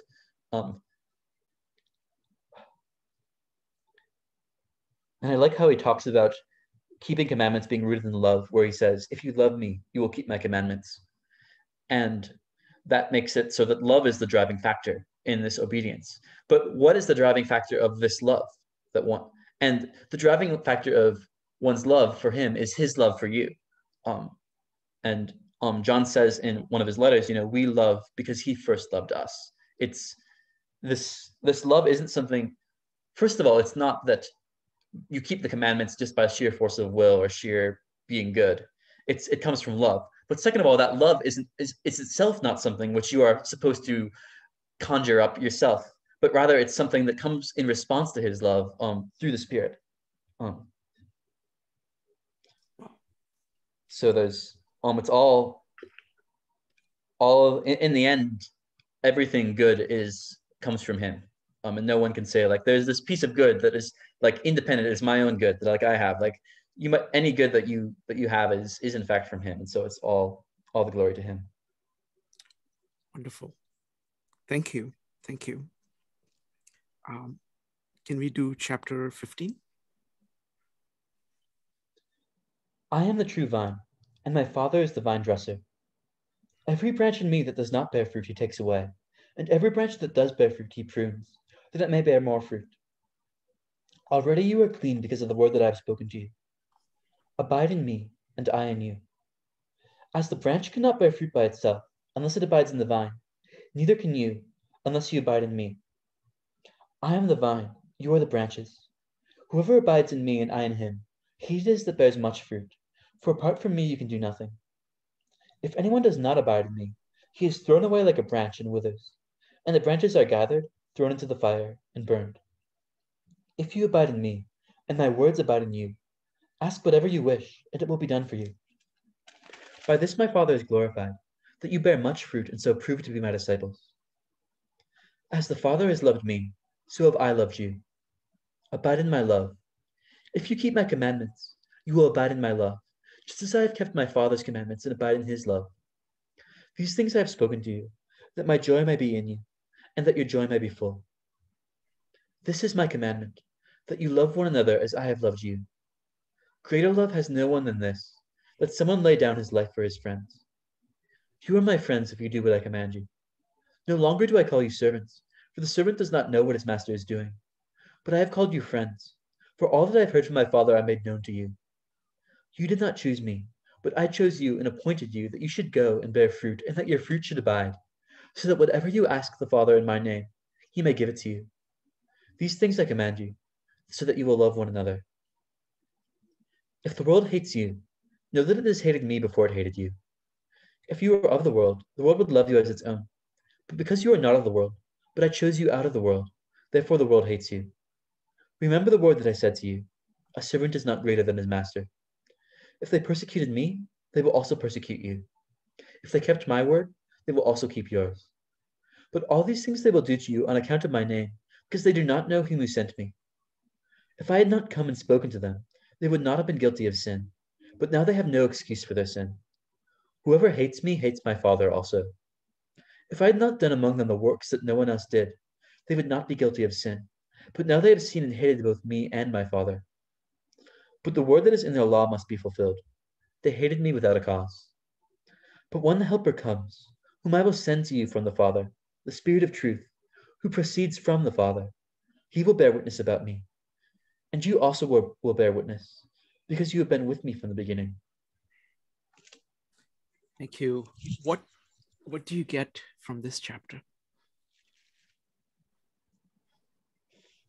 I like how he talks about how they should be, where their goodness should come from. When he says, "I am the vine, you are the branches," it's kind of like they the power to produce goodness is not something that they inherently have, and it's only by union with Christ that who he is can play out in their life. Thus, um, leading to good fruit. I like how I love how he calls them his friends. And he tells them, greater love has no one than this, that someone lay down his life for his friends. And there's so much here that is coming out that Jesus he has this last time before his death to explain some things to them. And there are many things he's saying, especially plain here.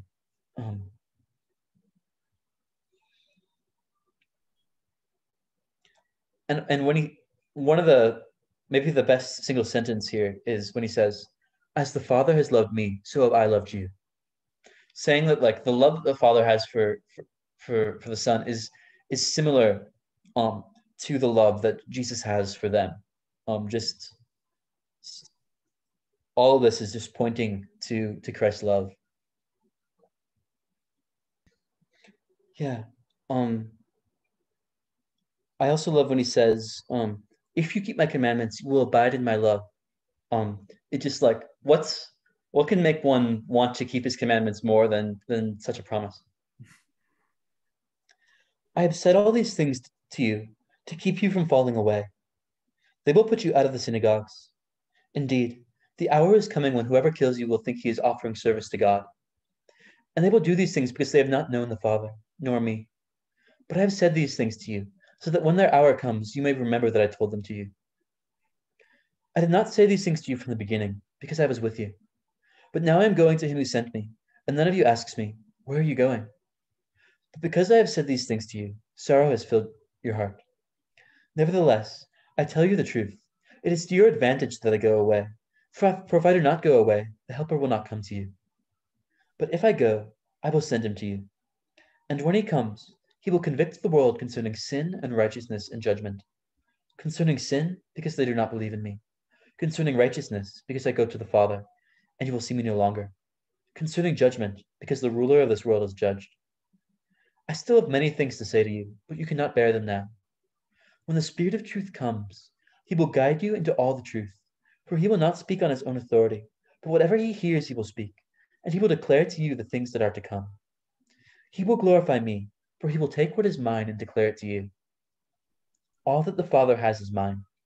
Therefore I say that he will take what is mine and declare it to you. A little while, and you will see me no longer, and again a little while, and you will see me. So some of his disciples said to one another, what is this he says to us? A little while, and you will not see me, and again a little while, and you will see me, and because I am going to the Father. So they were saying, what does he mean by a little while? We do not know what he is talking about. Jesus knew that they wanted to ask him, so he said to them, is this what you are asking yourselves? What I meant by saying, a little while, and you will not see me, and again a little while, and you will see me? Truly, truly, I say to you, you will weep and lament, but the world will rejoice. You will be sorrowful, but your sorrow will turn into joy. When a woman is giving birth, she has sorrow because her hour has come. But when she has delivered the baby, she no longer remembers the anguish for joy that a human being has been born into the world. So also you have sorrow now, but I will see you again, and your hearts will rejoice, and no one will take your joy from you. In that day you will ask nothing of me. Truly, truly, I say to you, whatever you ask of the Father in my name, he will give it to you. Until now you have asked nothing in my name. Ask, and you will receive, that your joy may be full. I have said these things to you in figures of speech. The hour is coming when I will no longer speak to you in figures of speech, but will tell you plainly about the Father. In that day you will ask in my name, and I do not say that I will ask the Father on your behalf, for the Father himself loves you, because you have loved me and have believed that I came from God. I came from the Father and have come into the world, and now I am leaving the world and going to the Father. His disciples said, Ah, now you are speaking plainly and not using figurative speech. Now we know that you know all things and do not need anyone to question you. This is why we believe that you came from God. Jesus answered them, Do you now believe? Behold, the hour is coming, indeed it has come, when you will be scattered, each to his own home, and will leave me alone. Yet I am not alone, for the Father is with me. I have said these things to you, that in me you may have peace. In the world you will have tribulation, but take heart, I have overcome the world. Thank you. Can you speak about this chapter?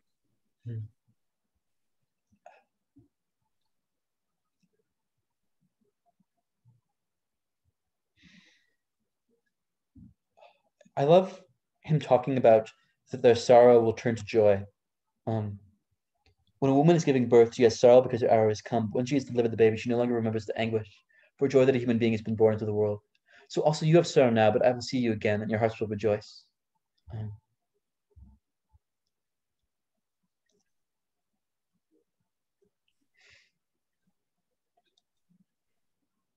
I feel the compassion he has when he says to them, I've said all these things to you to keep you from falling away.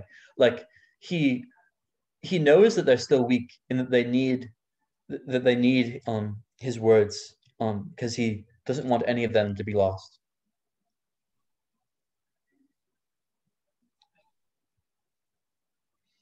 But even though at this last hour, well, they're not all going to betray him, they're all going to leave him. Um, but even in that, he's still it's still not going to make him give up on them. And I also love him talking about the Spirit, how when he leaves, he's not going to abandon them. He will send the Spirit, um, and he will lead them into all the truth. When Jesus had spoken these words, he lifted up his eyes to heaven and said, Father, the hour has come. Glorify your Son, that the Son may glorify you, since you have given him authority over all flesh, to give eternal life to all whom you've given him. And this is eternal life, that they know you, the only true God, and Jesus Christ whom you have sent. I glorified you on earth, having accomplished the work that you gave me to do. And now, Father, glorify me in your own presence with the glory that I had with you before the world existed. I have manifested your name to the people whom you gave me out of the world. Yours they were, and you gave them to me, and they have kept your word. Now they know that everything that you have given me is from you. For I have given them the words that you gave me, and they have received them and have come to know in truth that I came from you, and they have believed that you sent me. I am praying for them. I am not praying for the world, but for those whom you have given me, for they are yours. All mine are yours, and yours are mine, and I am glorified in them. And I am no longer in the world, but they are in the world, and I am coming to you. Holy Father, keep them in your name, which you have given me, that they may be one, even as we are one. While I was with them, I kept them in your name, which you have given me. I have guarded them, and not one of them has been lost except the son of destruction, that the scripture might be fulfilled. But now I am coming to you, and these things I speak in the world, that they may have my joy fulfilled in themselves. I have given them your word, and the world has hated them because they are not of the world, just as I am not of the world. I do not ask that you take them out of the world, but that you keep them from the evil one. They are not of the world, just as I am not of the world. Sanctify them in the truth. Your word is truth. As you sent me into the world, so I have sent them into the world. And for their sake I consecrate myself, that they may also be sanctified in truth. I do not ask for these only, but also for those who will believe in me through their word, that they may all be one, just as you, Father, are in me, and I in you, that they also may be one in us, so that the world may believe that you have sent me. The glory that you have given me, I have given to them, that they may be that they may be one, even as we are one. I in them, and you in me, that they may become perfectly one, so that the world may know that you sent me, and loved them even as you loved me. Father, I desire that they also, whom you have given me, may be with me where I am, to see my glory that you have given me, because you loved me before the foundation of the world. O righteous Father, even though the world does not know you, I know you, and these know that you have sent me. I made known to them your name, and I will continue to make it known, that the love with which you have loved me may be in them, and I in them. Oh. Could you speak about this one? Yeah. I love how he describes eternal life, that this is eternal life, that they know you, the only true God, and Jesus Christ, whom you have sent. That this life that Jesus offers is this knowledge of the Father and the Son. It's this knowledge of God that he gives. And again, he says later that he desires that they also, whom you've given me, may be with me where I am, to see my glory that you have given me, because you loved me before the foundation of the world. So it's this, the ultimate reward for the child of God is to have this vision, to have this knowledge and sight of the glory of Christ. And that is, eternal life isn't just eternal existence, but it is in this eternal knowledge and in seeing the glory and beauty of God. I think that that's really profound. I I love when he goes in and he says, "I do not ask for these only, but also for those who will believe in me through their word." Because then it's, especially personal. Like, even if he didn't say that, it's clear that like it's broadly applicable. But he's explicitly going and saying like, it's not just about these who are with me right now. It's everyone who's going to be drawn to me through what I initiate on the earth. And I love how he says at the end, I made known to them your name, and I will continue to make it known. That is, he is making God known in who he is. And that I will continue to make it known, that the love with which you have loved me, the love of which God has for the Son, may be in them. So you have within you this love of God for Christ, and also Christ in you. So you have the love for Christ, and you have Christ. So you have love and its object within you. And this is what can be what can be better than having that. When Jesus had spoken these words, he went out with his disciples across the Kidron Valley, where there was a garden, which he and his disciples entered. Now Judas, who betrayed him, also knew the place, for Jesus often met there with his disciples. So Judas, having procured a band of soldiers and some officers from the chief priests and the Pharisees, went there with lanterns and torches and weapons. Then Jesus, knowing all that would happen to him, came forward and said to them, "Whom do you seek?" They answered him, "Jesus of Nazareth." Jesus said to them, "I am." Judas, who betrayed him, was standing with them. When Jesus said to them, "I am," they drew back and fell to the ground. So he asked them again, "Whom do you seek?" And they said, "Jesus of Nazareth." Jesus answered, "I told you that I am. So if you seek me, let these men go."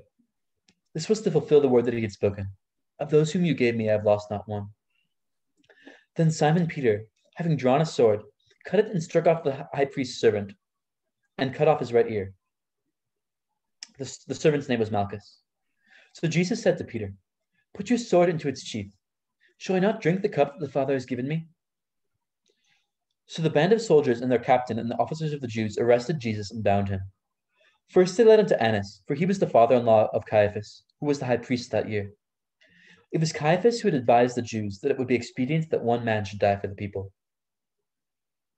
Simon Peter followed Jesus, and so did another disciple.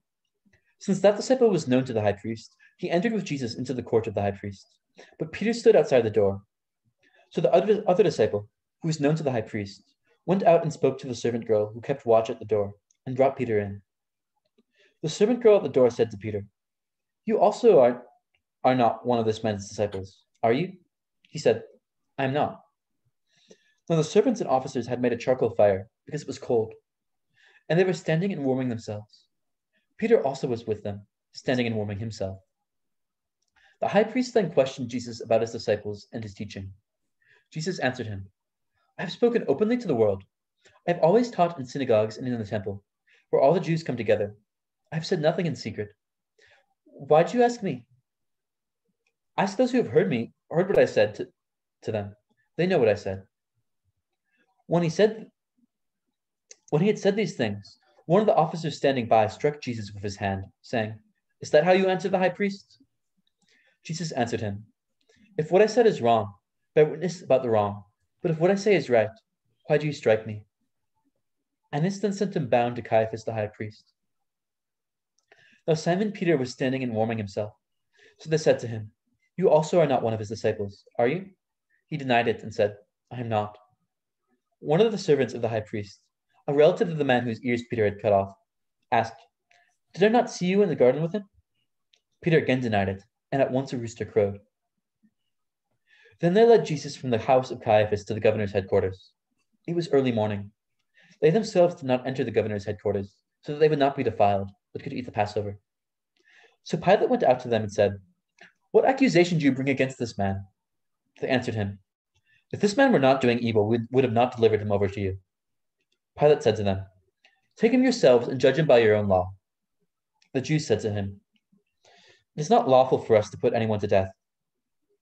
This was to fulfill the word that Jesus had spoken, to show by what kind of death he was going to die. So Pilate entered his headquarters again and called Jesus and said to him, Are you the king of the Jews? Jesus answered, Do you say this of your own accord, or did others say it to you about me? Pilate answered, Am I a Jew? Your own nation and the chief priests have delivered you over to me. What have you done? Jesus answered, My kingdom is not of this world. If my kingdom were of this world, my servants would have been fighting that I might not be delivered over to the Jews. But my kingdom is not from the world. Then Pilate said to him, So you are a king? Jesus answered, You say that I am a king. For this purpose I was born, and for this purpose I have come into the world, to bear witness to the truth. Everyone who is of the truth listens to my voice. Pilate said to him, What is truth? After he had said this, he went back outside to the Jews and told them, I find no guilt in him, but you have a custom that I should release for you one man at the Passover. So do you want me to release for you the king of the Jews? They called out again, Not this man, but Barabbas. Now Barabbas was a robber. Thank you. Could you speak about it?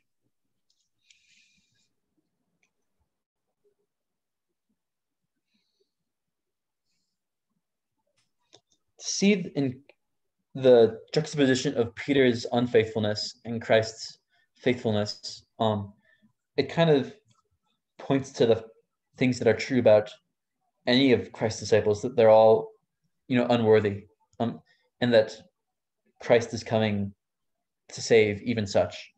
When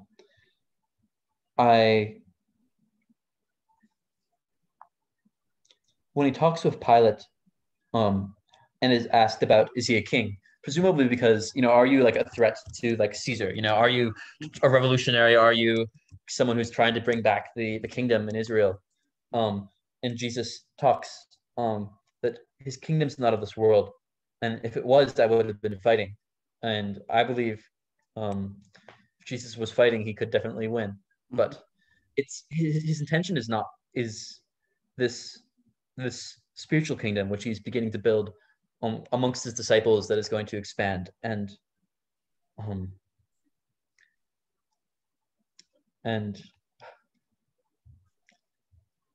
I'm always moved by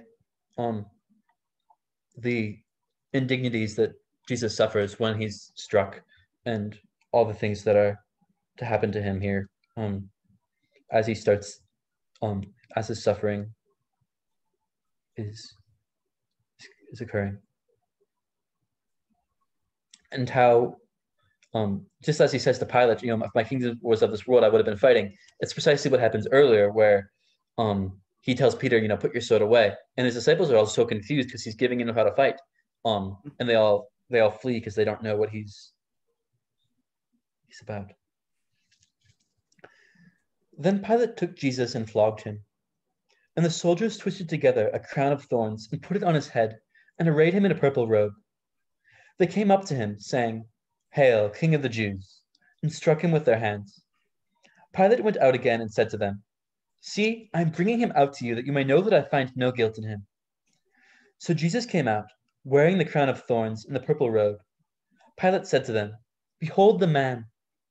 When the chief priests and the officers saw him, they cried out, "Crucify him, crucify him." Pilate said to them, "Take him yourselves and crucify him, for I find no guilt in him." The Jews answered him, "We have a law, and according to that law he ought to die because he has made himself the Son of God." When Pilate heard this statement, he was even more afraid. He entered his headquarters again and said to Jesus, "Where are you from?" But Jesus gave him no answer. So Pilate said to him, "You will not speak to me? Do you not know that I have authority to release you and authority to crucify you?" Jesus answered him, "You would have no authority over me at all unless it had been given you from above. Therefore he who delivered me over to you has the greater sin." From then on, Pilate sought to release him, but the Jews cried out, "If you release this man, you are not Caesar's friend. Everyone who makes himself a king opposes Caesar." So when Pilate heard these words, he brought Jesus out and sat down on the judgment seat at a place called the Stone Pavement, and in Aramaic, Gabbatha. Now it was the day of preparation of the Passover. It was about the 6th hour. He said to the Jews, "Behold your king." They cried out, away with him, crucify him." Pilate said to them, "Shall I crucify your king?" The chief priests answered, "We have no king but Caesar." So he delivered him over to be crucified. So they took Jesus, and he went out, bearing his own cross, to the place that is called the place of the skull, which in Aramaic is called Golgotha. There they crucified him, and with him 2 others, one on either side, and Jesus between them. Pilate also wrote an inscription and put it on the cross. It read, "Jesus of Nazareth, the King of the Jews." Many of the Jews read the inscription, for the place where Jesus was crucified was near the city, and it was written in Aramaic, in Latin, and in Greek. So the chief priests of the Jews said to Pilate, "Do not write, 'the King of the Jews,' but rather, 'This man said, I am the King of the Jews.'" Pilate answered, "What I have written, I have written." When the soldiers had crucified Jesus, they took his garments and divided them into 4 parts, 1 part for each soldier, also his tunic. But the tunic was seamless, woven in one piece from top to bottom. So they said to one another, "Let us not tear it, but let us cast lots for it to see whose it shall be." This was to fulfill the scripture which says, "They divided my garments amongst them, and for my clothing they cast lots." So the soldiers did these things. But standing by the cross of Jesus were his mother and his mother's sister, Mary, the wife of Clopas, and Mary Magdalene. When Jesus saw his mother and the disciple whom he loved standing nearby, he said to his mother, "Woman, behold your son." And he said to the disciple, "Behold your mother." And from that hour the disciple took her to his own home. After this, Jesus, knowing that all was now finished, said, to fulfill the scripture, "I thirst." A jar full of sour wine stood there, and they put a stone full of the sour wine on a hyssop branch and held it to his mouth. When Jesus had finished the sour wine, he said, "It is finished," and he bowed his head and gave up his spirit. Since it was the day of preparation, and so that the bodies would not remain on the cross on the Sabbath, for the Sabbath was a high day, the Jews asked Pilate that the legs might be broken and that they might be taken away. So the soldiers came and broke the legs of the first, and the other who had been crucified with him. But when they came to Jesus and saw that he was already dead, they did not break his legs. But one of the soldiers pierced his side with a spear, and at once there came out blood and water. He who saw it has borne witness. His testimony is true, and he knows that he is telling the truth, that you also may believe. For these things took place that the scripture might be fulfilled. Not one of his bones will be broken. And again another scripture says, "They will look on him whom they have pierced." After these things, Joseph of Arimathea, who was a disciple of Jesus, but secretly for fear of the Jews, asked Jesus that he might take away the body of Jesus. Asked Pilate that he might take away the body of Jesus. And Pilate gave him permission. So he came and took away his body. Nicodemus also, who earlier had come to Jesus by night, came bearing a mixture of myrrh and aloes, about 75 pounds in weight. So they took the body of Jesus and bound it in linen cloths with the spices, as is the burial custom of the Jews. Now in the garden where he was crucified, now in the place where he was crucified there was a garden, and in the garden a tomb in which no one had yet been laid. So because of the Jewish day of preparation, since the tomb was close at hand, they laid Jesus there.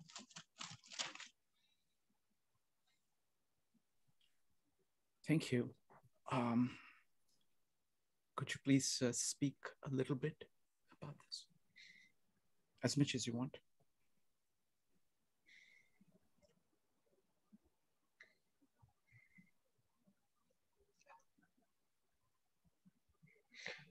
They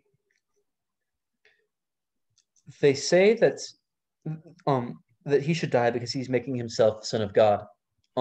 And they accuse him of blasphemy, and that's why they have him here. But in truth, it is they who are committing the blasphemy and denying him. And likewise, before Pilate, he might be being crucified as a illegitimate, like a king, a usurper. But really, who is such a that except Caesar, who is in his opposition to God? And so, in both these ways, Jesus is suffering exactly what the people who are putting him there deserve, and he's taking on their punishment on himself, and not appealing it in any way, or making any attempt to stop it. Just he says in another gospel that do not think I could appeal to my Father and have more than 12 legions of angels come and rescue me. And so he's in a very direct sense suffering for them. And that's what it's all about. When he says it is finished, I believe that the word is tetelestai, which another way of saying that is paid in full, that he is the sin of the world, of which he is the Lamb of God to take away. That's what he is accomplishing. And when he dies, he is done. He has fully accomplished this salvation, this dealing with all the sin of the world. And it's also when they dress him up in mockery as a king and then present him before all the people, and then they reject him as they reject their king. And it seems Pilate has some understanding of this a little bit. It's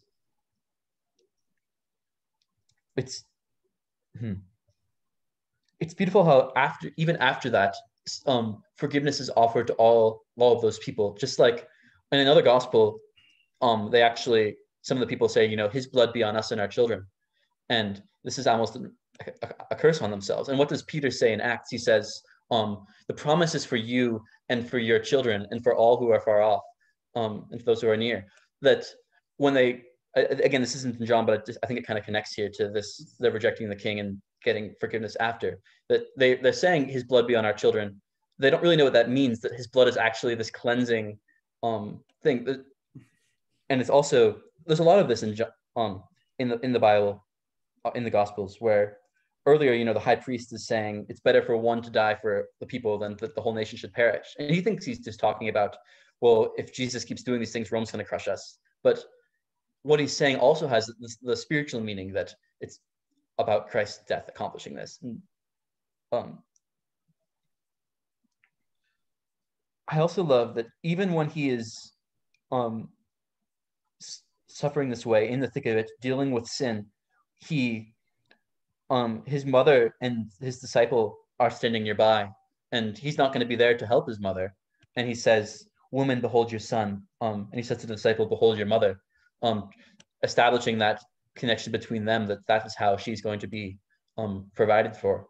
I think that's really beautiful, that he still has time. He still has this. It shows what his state must be when he is on the cross. If he has it in himself to say this, that shows, well, how much. This is just like the tip of the iceberg of what is going on within him, of that love that he has. That's still there, even despite the suffering. It's not drowning it out. Now on the first day of the week, Mary Magdalene came to the tomb early, while it was still dark, and saw that the stone had been taken away from the tomb. So she ran and went to Simon Peter and the other disciple, the one whom Jesus loved, and said to them, "They have taken the Lord out of the tomb, and we do not know where they have laid him." So Peter went out with the other disciple, and they were going toward the tomb.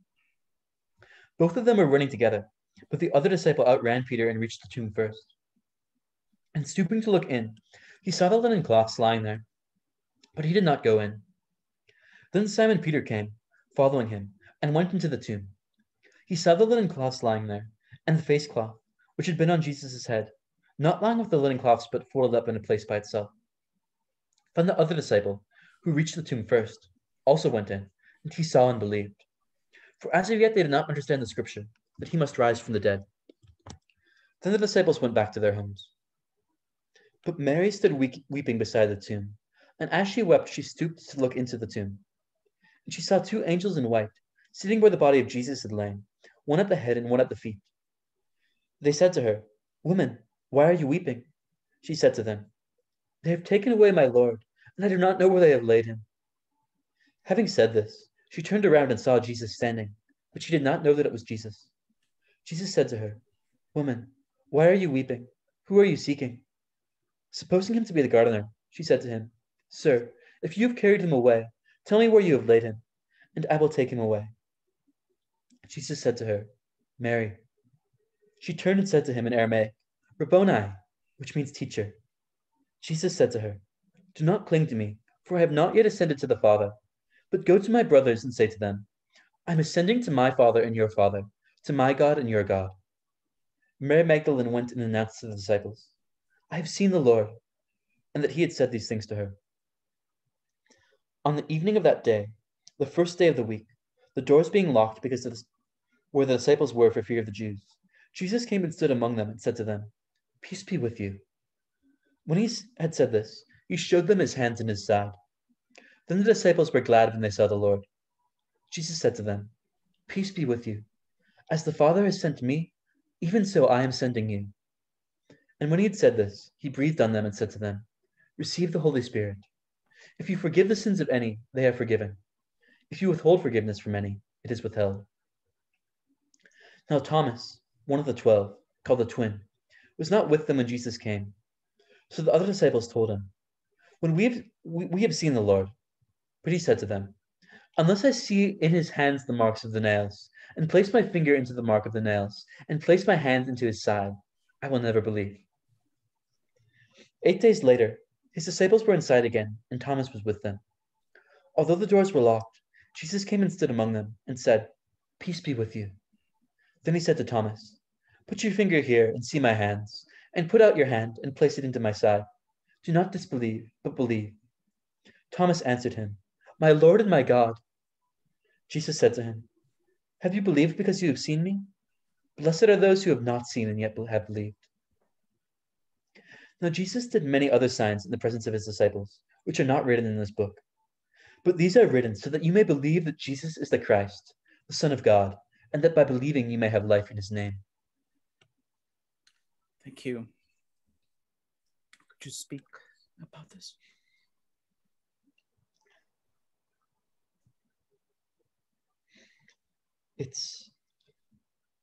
I like when Mary doesn't recognize Jesus, and then how does she recognize him? It's after he says her name. And this um um yeah um it's interesting when she looks into the tomb and sees the two angels, because the only other place really in the Bible where you have two angels sitting like that is on the um Ark of the Covenant. On the mercy seat above it, there are two angels, and so it's kind of bringing them up into mind, like this tomb is like the Holy of Holies, and from which Christ emerges, which is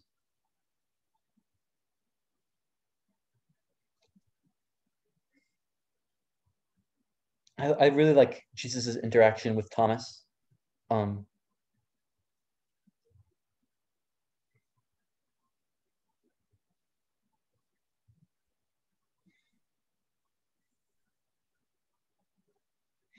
And both times when Jesus appears to his disciples, the first thing he says is, "Peace be to you," because some of them might not even be like, how does Peter feel? He hasn't received any news. All that's happened is he's denied Jesus,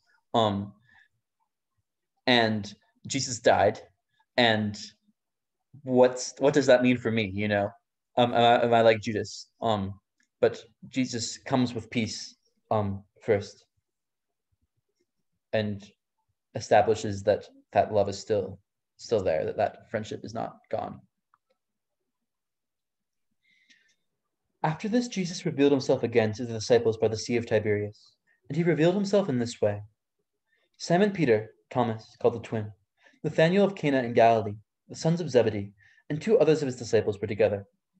Simon Peter said to them, "I am going fishing." They said to him, "We will go with you." They went out and got into the boat, but that night they caught nothing. Just as day was breaking, Jesus stood on the shore, yet the disciples did not know that it was Jesus.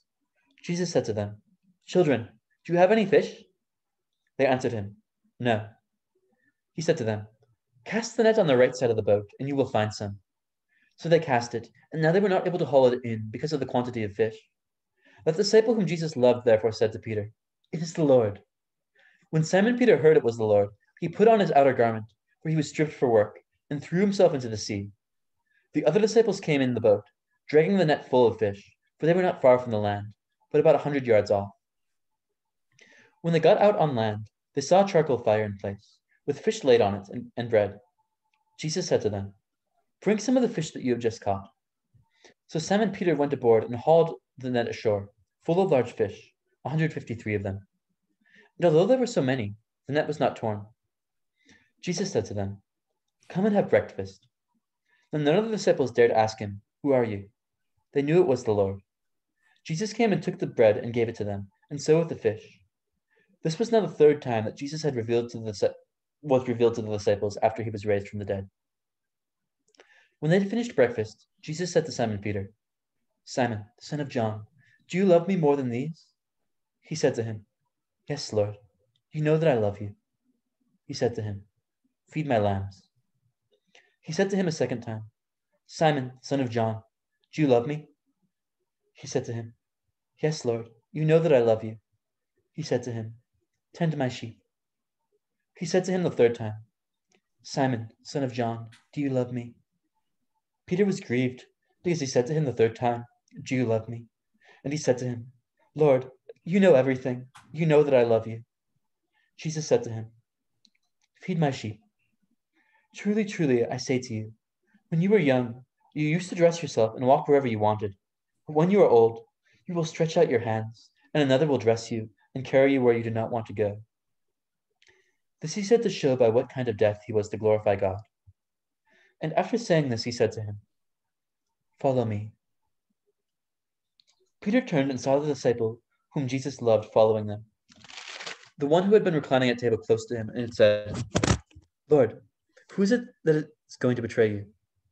When Peter saw him, he said to Jesus, "Lord, what about this man?" Jesus said to him, "If it is my will that he remain until I come, what is that to you? You follow me." So the saying spread among the brothers that this disciple was not to die. Yet Jesus did not say to him that he was not to die, but, "If it is my will that he remain until I come, what is that to you?" This is the disciple who is bearing witness about these things, and who has written these things, and we know that his testimony is true. Now there were also many other things that Jesus did. Were every one of them to be written, I suppose that the world itself could not contain the books that would be written. Can you speak a little about this chapter?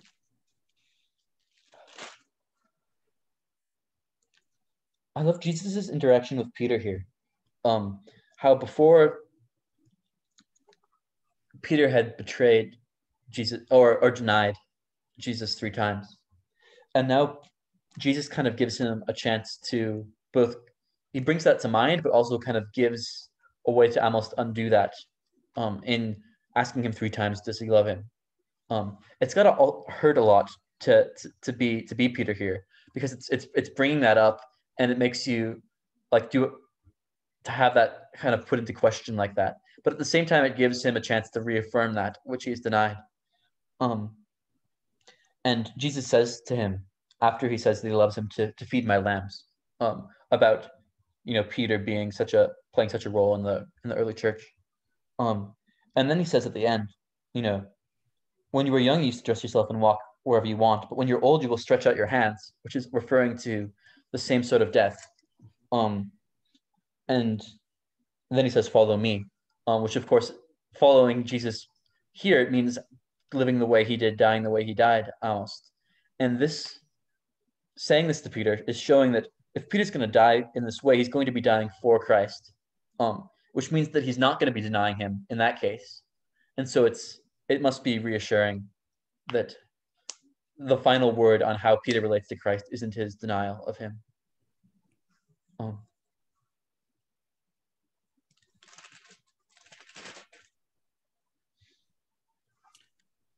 So I want to ask you a few questions about this gospel itself. So you were the one who recommended this gospel as a starting point to me. And thank you so much for it, because for me, it has really opened up this new world. So why is this gospel your favorite?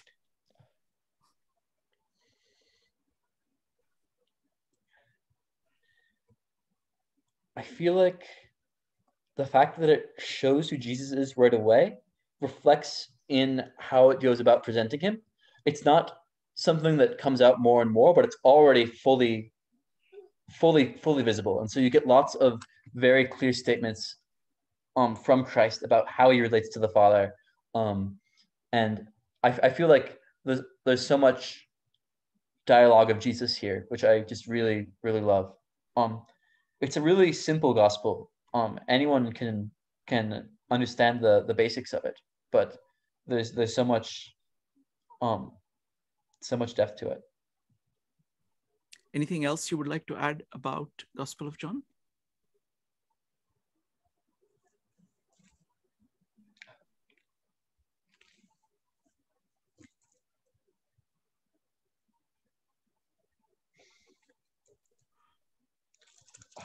I love when John gives his intent for the gospel. He says, Jesus did many other signs in the presence of his disciples. Like, there are many things I could have chosen to write about. But these are written so that you may believe that Jesus is the Christ, the Son of God, and that by believing you may have life in his name. And so if the gospel can lead you toward that, that would be my greatest joy.